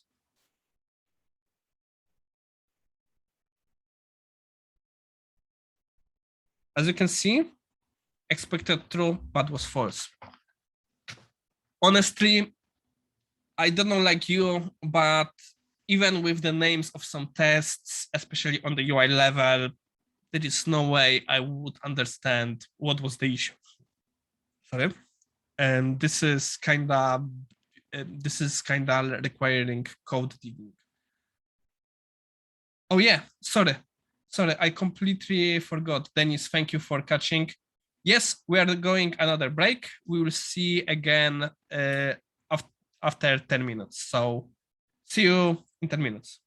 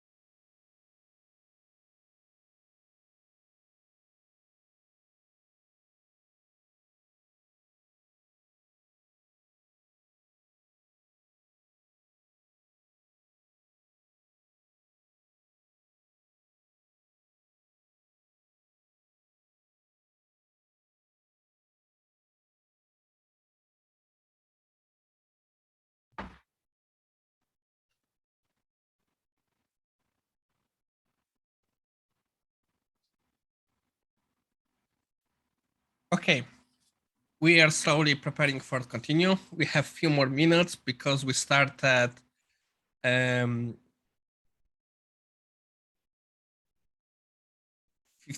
so we will be waiting a few more minutes. So far we're a little behind schedule. At this point, I wanted to start working with Azure. We have two more things to explain in the unit testing, and then we'll move to Azure and Sonar Cloud. And yeah.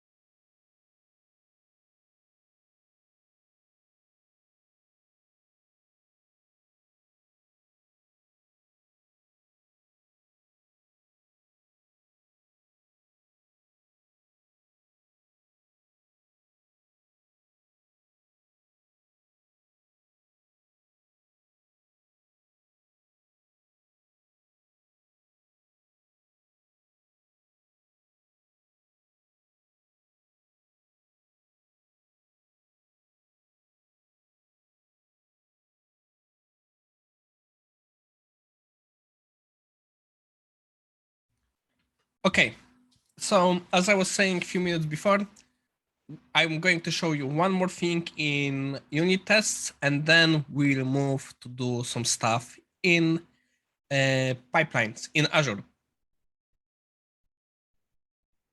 So before the break, I was showing you the case of not working assertion in is true type.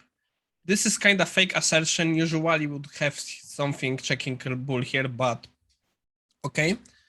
I believe if you have here the information.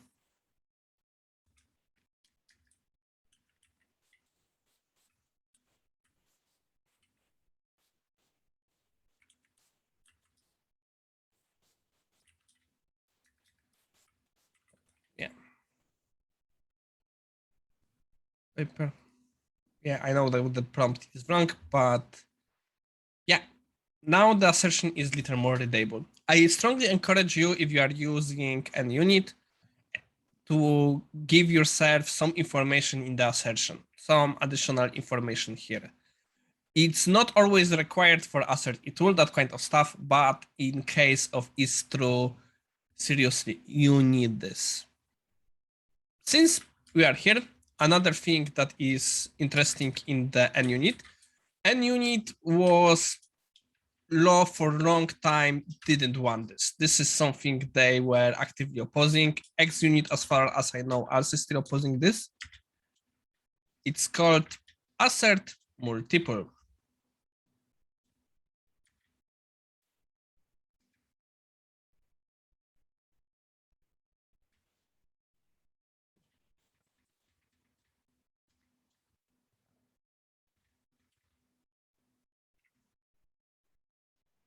What happens here?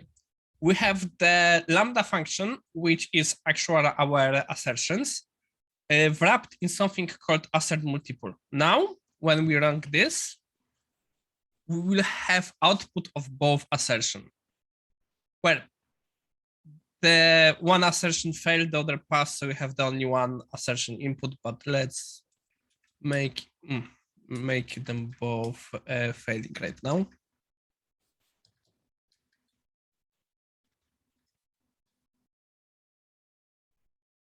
Yeah, as you can see, multiple failures or warnings in test. Move should be paper. Paper class should have paper type. So both were run. How useful it is in unit tests? Semi-useful. I'm much more preferring using it in the in the Selenium test and end-to-end test in general.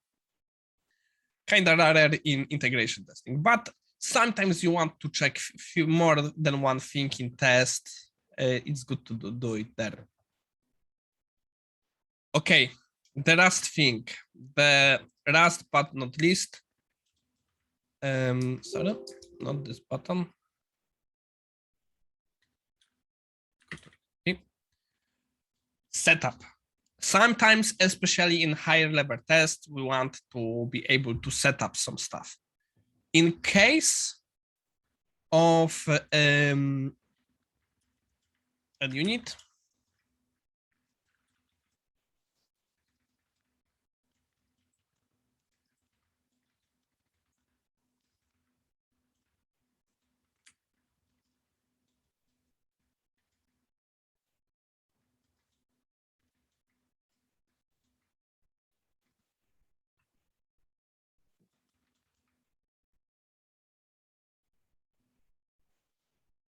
in case of an unit, we have option of setup. Here we can do some setup before tests. I'm going now show you how it actually works. And let's move the setup of this here. Or rather, let's first, we have our parameter taken completely outside.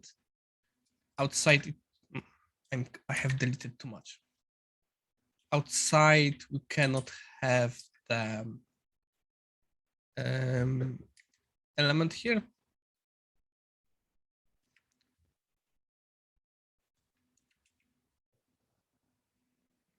So let's remove our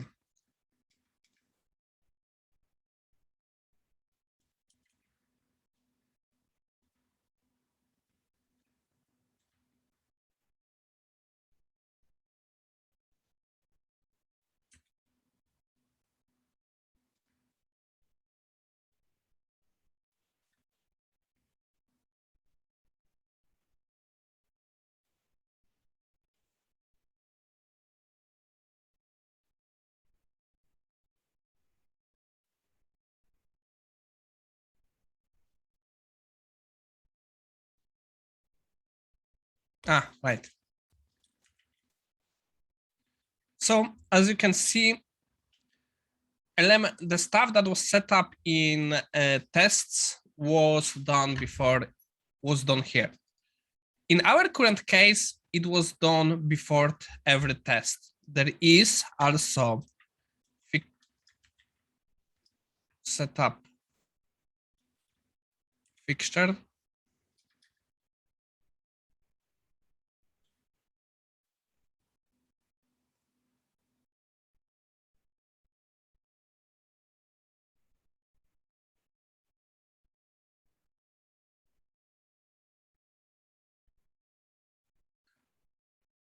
Right. This is for the one-time setup. Sorry, I was using the wrong class.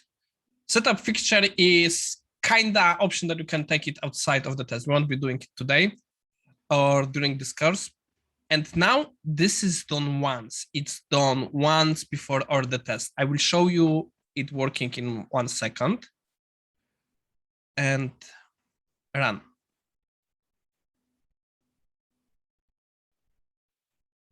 Okay, how we can see what it actually is doing. I'm going to add some fake information in our test, in our paper, so we will be able to do it here.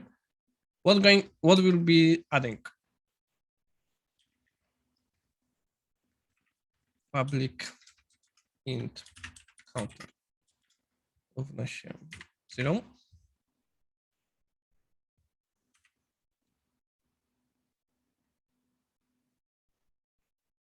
And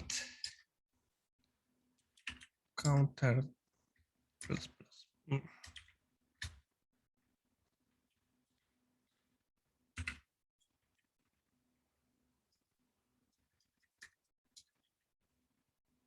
So now let's add in our each case console write line.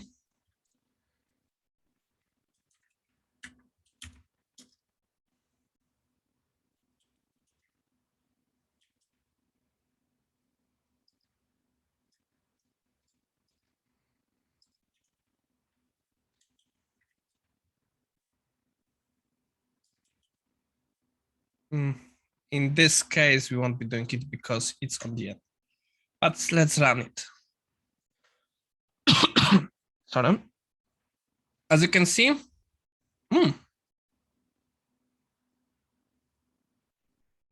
oh yeah.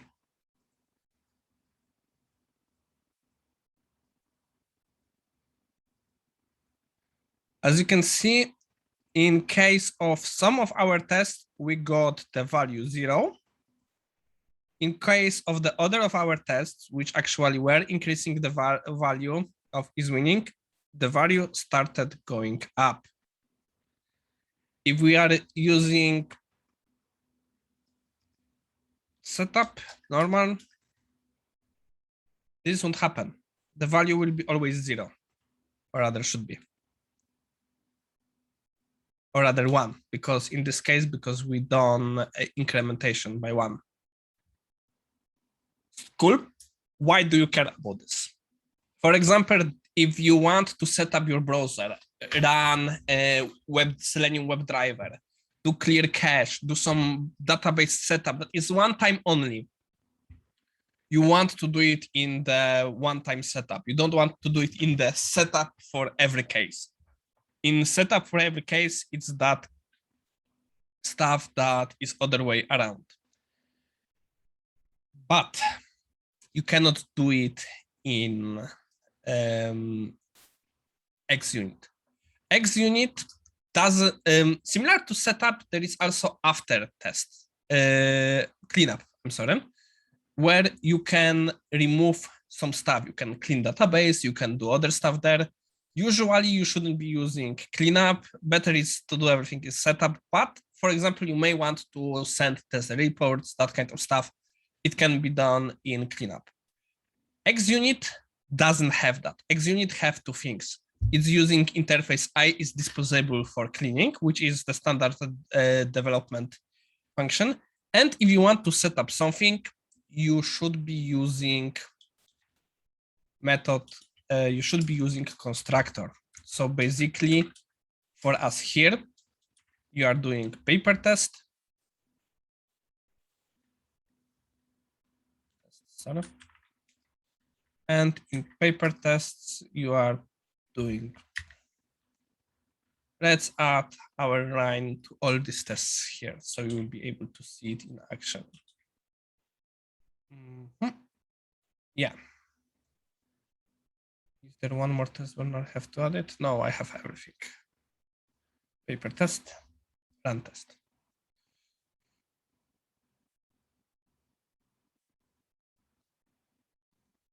Yeah, we weren't running this test.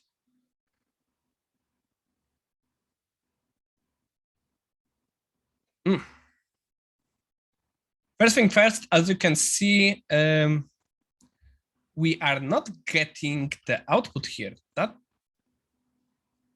because this is also something that is working kind of different in XUnit.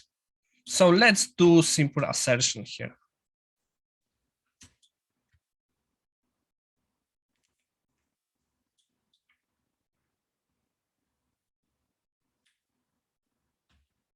That's why it doesn't work. Let's put it on 9. So it will fail.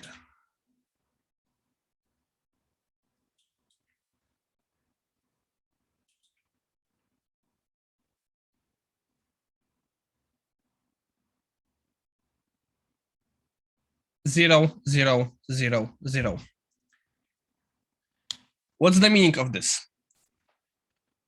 Basically, XUnit is using each test as method. Basically, XUnit is building new object for each test. paper test is created new for each case. There is no shared context here. Lately, there is some functionality implemented in XUnit that can simulate shared context. In my opinion, it's not working very well, and there is no option to share that context very easily. In NUnit, on the other hand, the tests are implemented as a method. Here, there is created once, object is created once, and it's run all from this object. So if you create a paper SAT, and you would be doing it like that, each of them can be using this value. It has some issues. For example, at this moment, we are using 4 threads for running tests. We are running 4 tests at one. If you do it like this, and there would be value that should be checked by each of them, and each of them would be changing them, you may have issues connected to them. There are a way to mitigate it, but it's not part of our course for today. And this is very basics.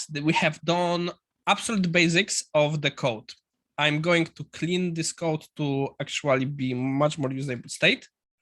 And I'm going to commit it to repo, and we will be moving to next stage, which is working with the GitLab. Not GitLab, what I'm talking with Azure Devops. Okay, so I'm still working on not as branch. I'm committing my changes here to that branch.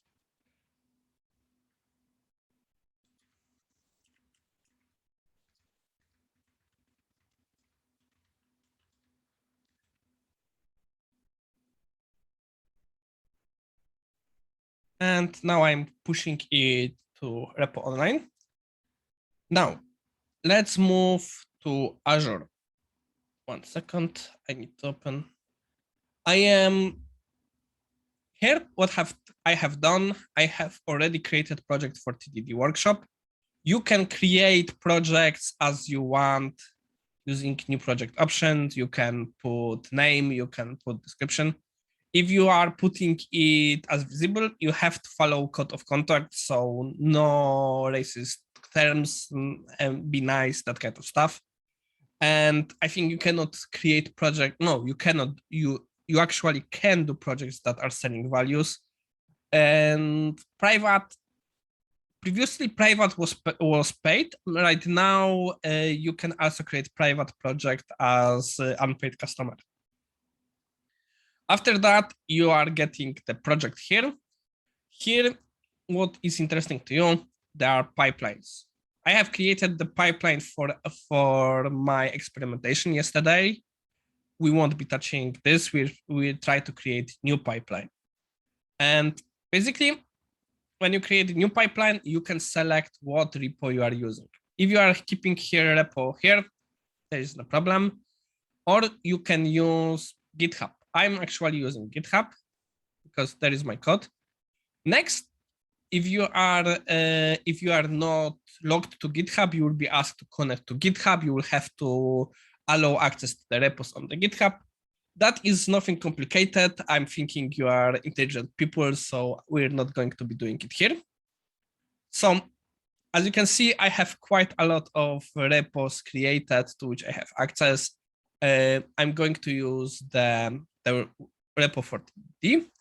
Here, you will be asked for using some templates. We are be using ASP.NET template. And since, I already have one Azure pipelines for that previous pipeline, it named it Azure Pipeline -1 YML. And here starts fun. And I'm seriously going to tell fun because Azure is mean. Azure is actually mean. And I'm getting to open myself some of my how it's called, the cheat sheet. So I will be able to show you. No, sorry, that wasn't this. First, we have trigger mine. In our case, we are not working on mine, so this trigger won't be our needed. What does it mean? It basically means on what is the trigger to run the pipeline. If you do commit to mine, it will be running. Another thing, Windows latest. Windows latest, it's not Windows latest. At this moment, Windows latest is supporting .NET 5 and Visual Studio 2019. So what we actually have to use is Windows 2022, which at the moment when I was preparing this workshop wasn't yet in their actual pool. It wasn't written in the documentation, but it was there.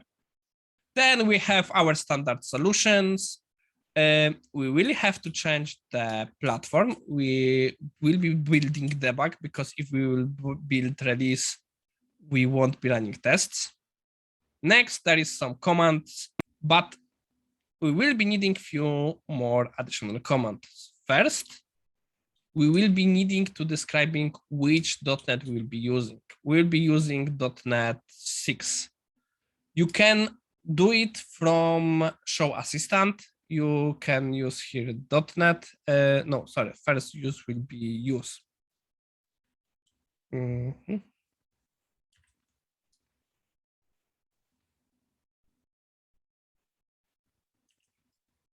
Oh, what? Oh, yeah. And you can select here. You can put information about version here, which we will be using 6x. Yeah, right, 4. We'll be using 6x, which means we are using latest major version of 6. And just in case, let's sign include preview versions. In theory, everything you should be implemented in 6, but I'm not trusting Microsoft, to be honest. And it created that stuff here. Next, we have the Nougat Installer. Cool. Next, we have the information about running a VS build. Again, the fact that we have selected here information about what version we are running, it's not enough. We have add information here. We are using VS version. What VS version we are using? And now, welcome to the screwy names of the Microsoft. .NET Visual Studio 2020 is actually Visual version 17. Right now, they at least are a little more concrete because 19 was 16, now it's 17. Previously, the numbers were jumping completely differently. But what can I say? Windows 95, now 88, 2000, 7, 8, 10, 11. Where is 9? Where is the other numbers? But we can whine about Microsoft a lot. By default, in the task for testing is used the VS test. Here is the problem. VS test doesn't support Visual Studio 2022. So what can we do? There is another way. There is another test that can run unit tests. It's called netcore. Here we can do select command. We have to give our path to the project. It can be path to solution. We can add some arguments. For now, let's just use the build configuration. I'm sorry.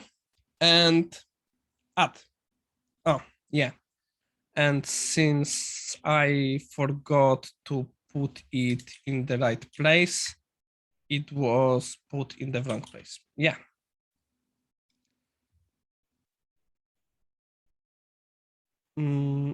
Let's save it. Why I'm not clicking save and run? Because it will be trying to run it on the main branch, and we don't want to run it on the main branch. We will be running it. What the hell? Oh, yeah, here it is. we will be running it on other branch. Let's select our branch.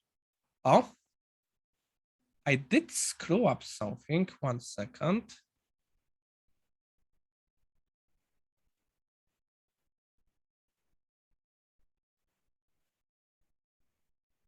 What was it saying? Because I haven't noticed properly prompt. Line 39. Ah, yeah. It pushed it to the master, not to the proper branch. Give me a second, we will do it here. Fetch all.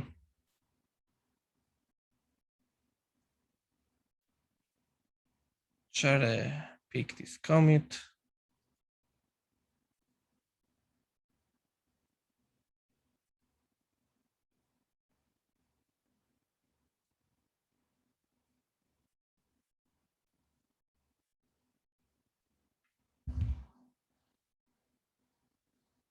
Yeah, now we have it here. So run pipeline. Not test examples, it will be not this branch. And it's line 98. What is in the line 38? Mm-hmm.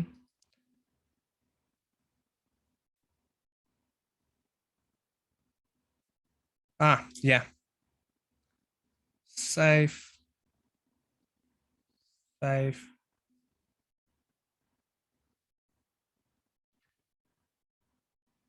Yeah.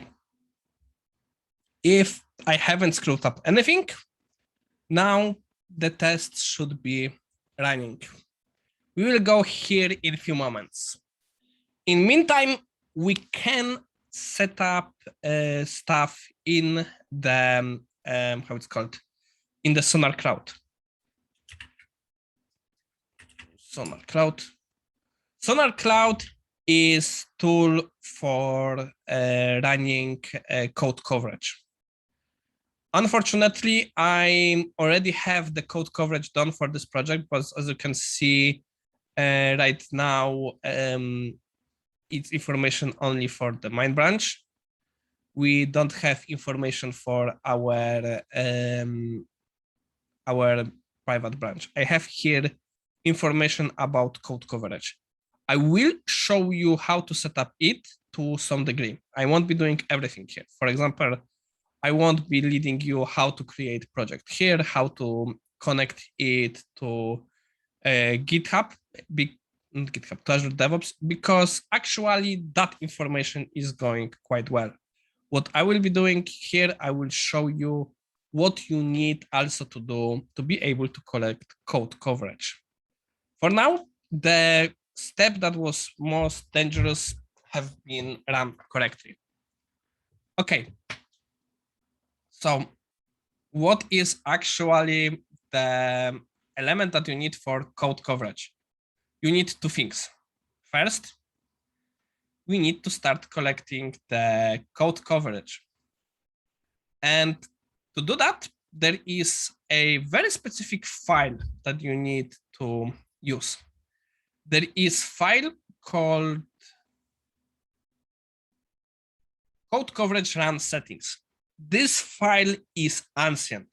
This file remembers MS test, which has testsuite, which were controlled by this file.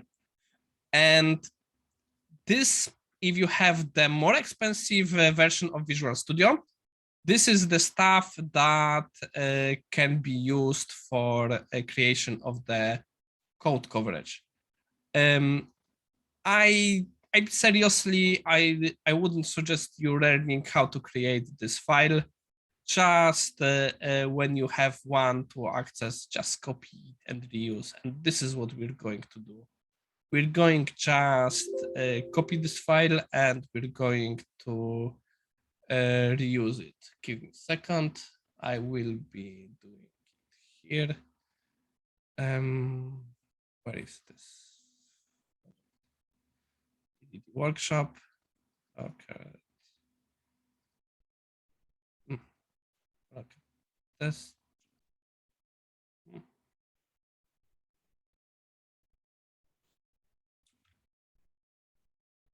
Let's put it for now here.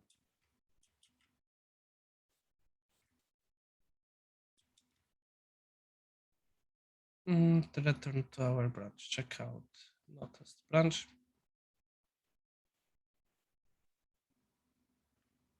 Let's go back to our TDD workshop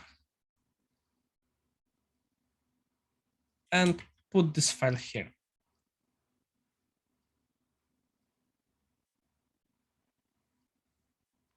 Next thing what you have to do is commit that file, added test cover batch. Commit it.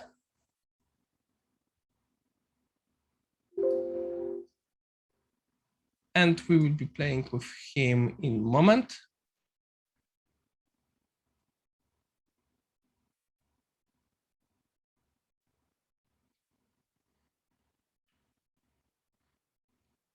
So as this is running, oh, .NET CLI didn't work.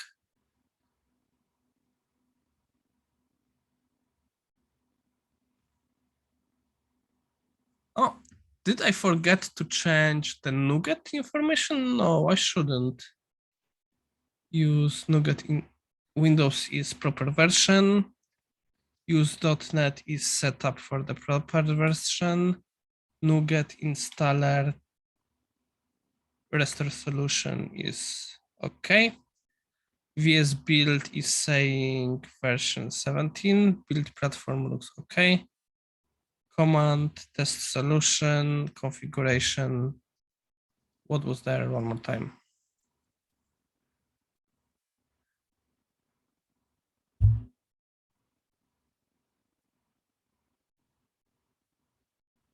Oh, test failed, but why did they fail?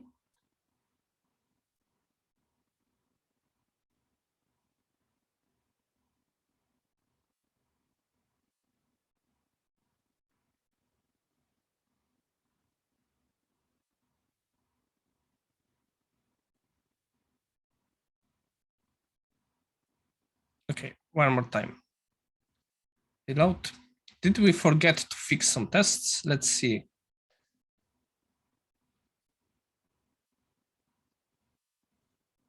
Let's run our tests.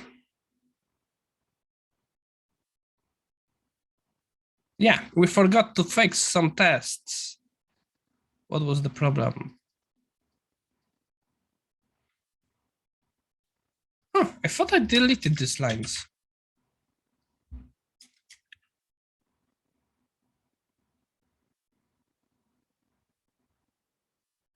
As you can see, sometimes that kind of mistakes can happen.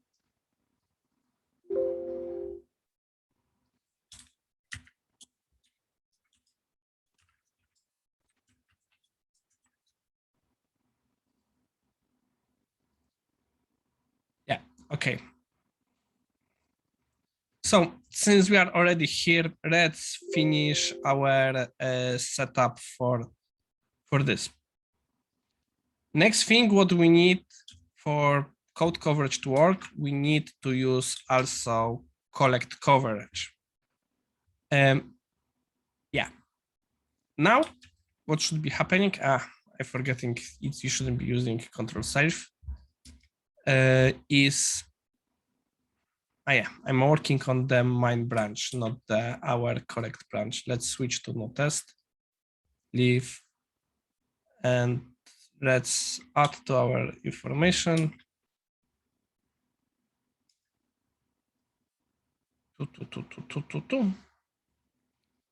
Save, added code. Oh yeah, let's see if this will work here. We can add one more stage to show you something. It's not always work, but publish test result,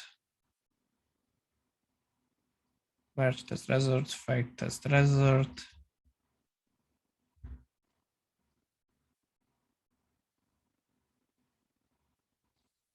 Add. Save. This is something that should also be working. Now let's run.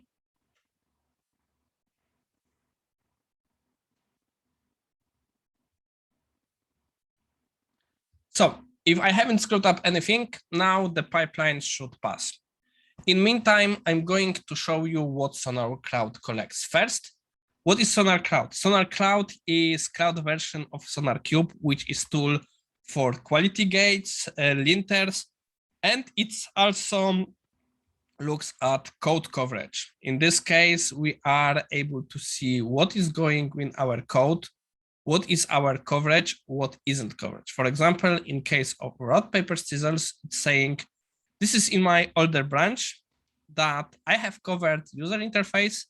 I haven't covered the player actions. I haven't covered setup. I haven't covered quit and some other information. But I have covered a lot information in backend.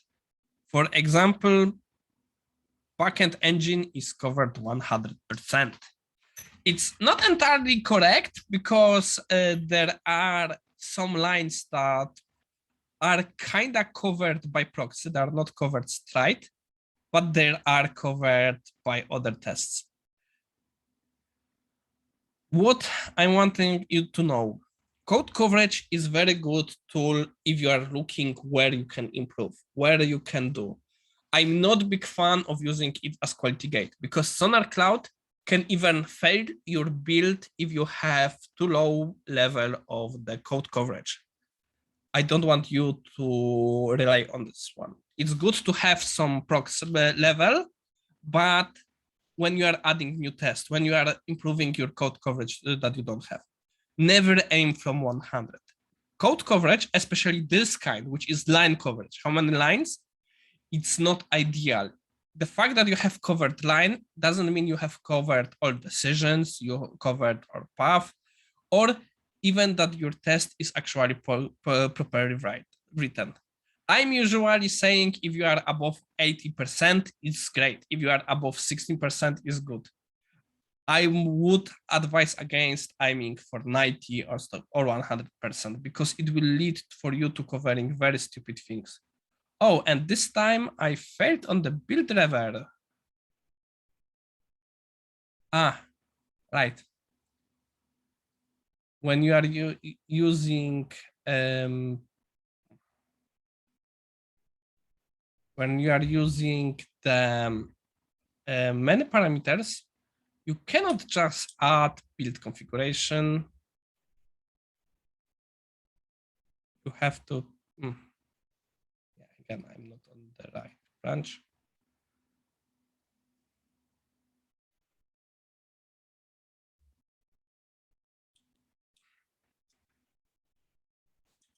Yeah, I added the parameter to build instead of the test. Yeah, happens. I'm also tired. Let's see how it will go this time. No, let's run. Let's see how it will go. What is actually amazing for me, it's how fast it is going at this hour. Usually, the public Azure Devops is taking a lot more time, especially in the hours where America is working. So,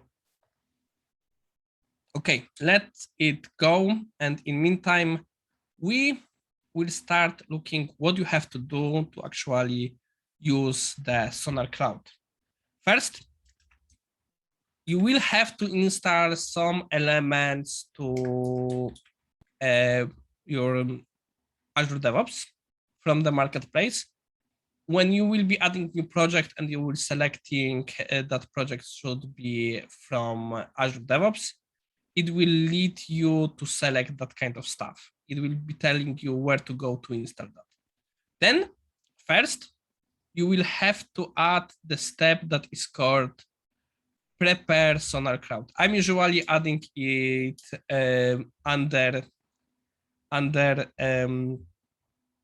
I'm sorry, that should be container under the Nougat. Here, During the installation, you will get all the informations like your key, your other stuff. And the project key is information you will get in Sonar. Yeah, I left it here. Let's go back to this level. Hey, maybe I can do it again for the same project. I never tried it, so let's see. No, I cannot do it for the same project. So basically, when you create project, you will get the name, all the information, what is the key, what is the project name, will be available for you here. So in this case, I'm going to use it from my other pipeline. So it will be looking like this.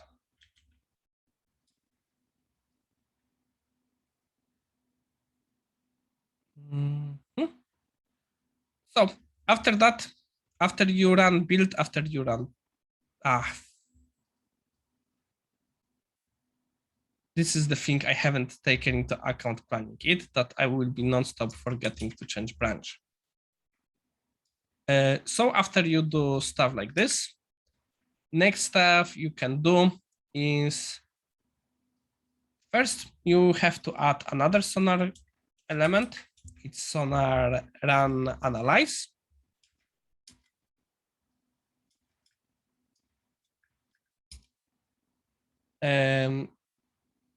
Which is run code analysis. And then you have another task, which is publish quality gate result. And that is basically all. Let's see if our pipeline finished. 100% tests passed. We have even information about all our tests. We have also here some information about code coverage, but as you can see, it's not really working. But you can download the test coverage, which you can open in more expensive version of Visual Studio. We will try to publish it to Sonar Cloud. Let's see if this will work. Save. And run. No tests, run.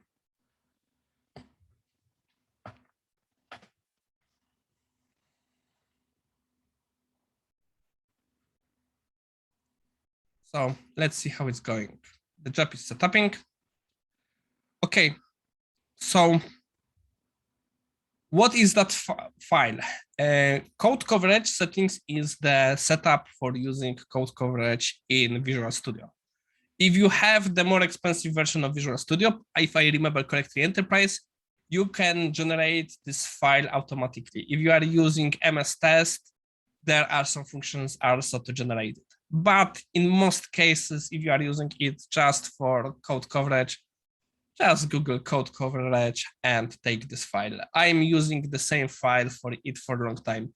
In few projects, I have done some changes there to make it much more much more to the style of what I needed in that project, because there are some settings that you can regulate. But for now, we are going to use it in this format. We are slowly coming to the close. Let's hope this pipeline will run, will finish. If not, I will be spending some time to do some bugging, and I will share with you on the next session what went wrong. Now we are on the step, download, use.NET.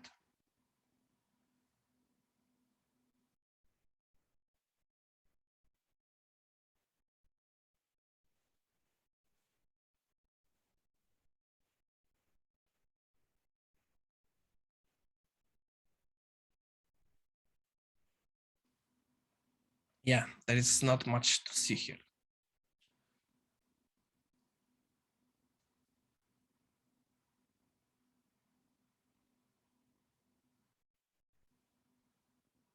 Yeah, in the meantime, I'm going to tell you that there are a few more things in these frameworks that you can use. You can add tags to the test, you can group them by categories and other stuff.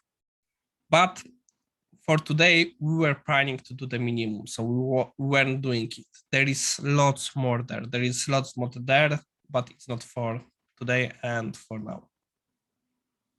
Oh, as you can see, Sonar has set up the connection, updated build integration, and managed to install the analyzers and set up everything what it needs. Yeah. Oh, the build started. There won't be much here because, let's be honest, our build is very simple. Let's look how much the, oh, I ran two at the same time even.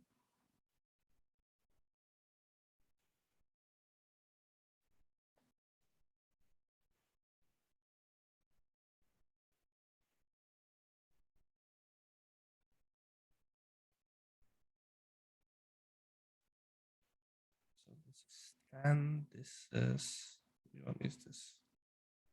This is the run number 9, yeah.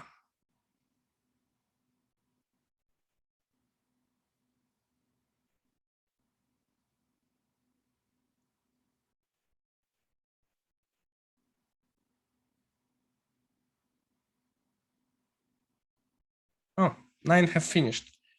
Let's see if it managed to publish our results. I never done it on 2 branches, but oh yeah, we have the notice branch.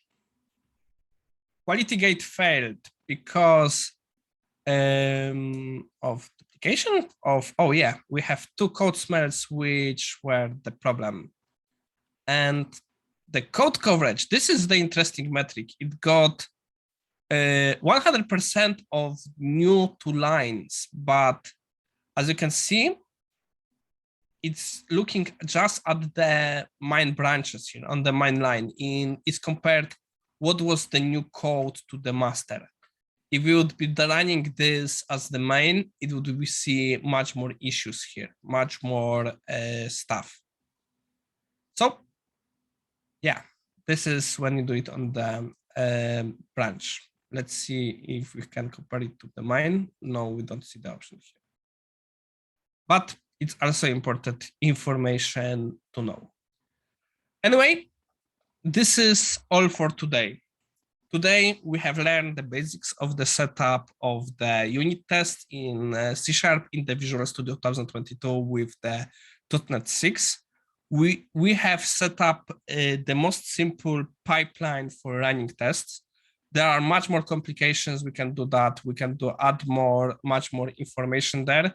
But this is the most basic version which we can use. And yeah, at the end, I showed you how to set up it connection to the Sonar Cloud.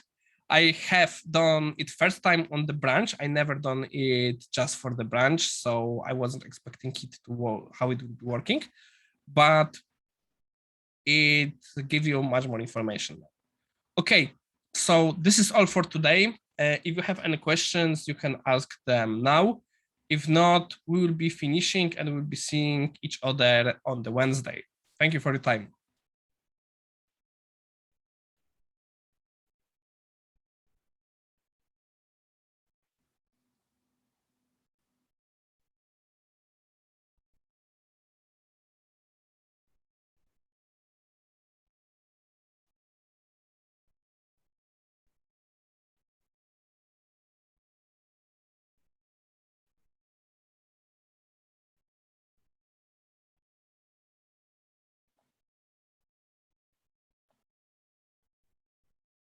Okay, since there are no more questions, thank you for your time. Thank you for participation, and see you again in Wednesday.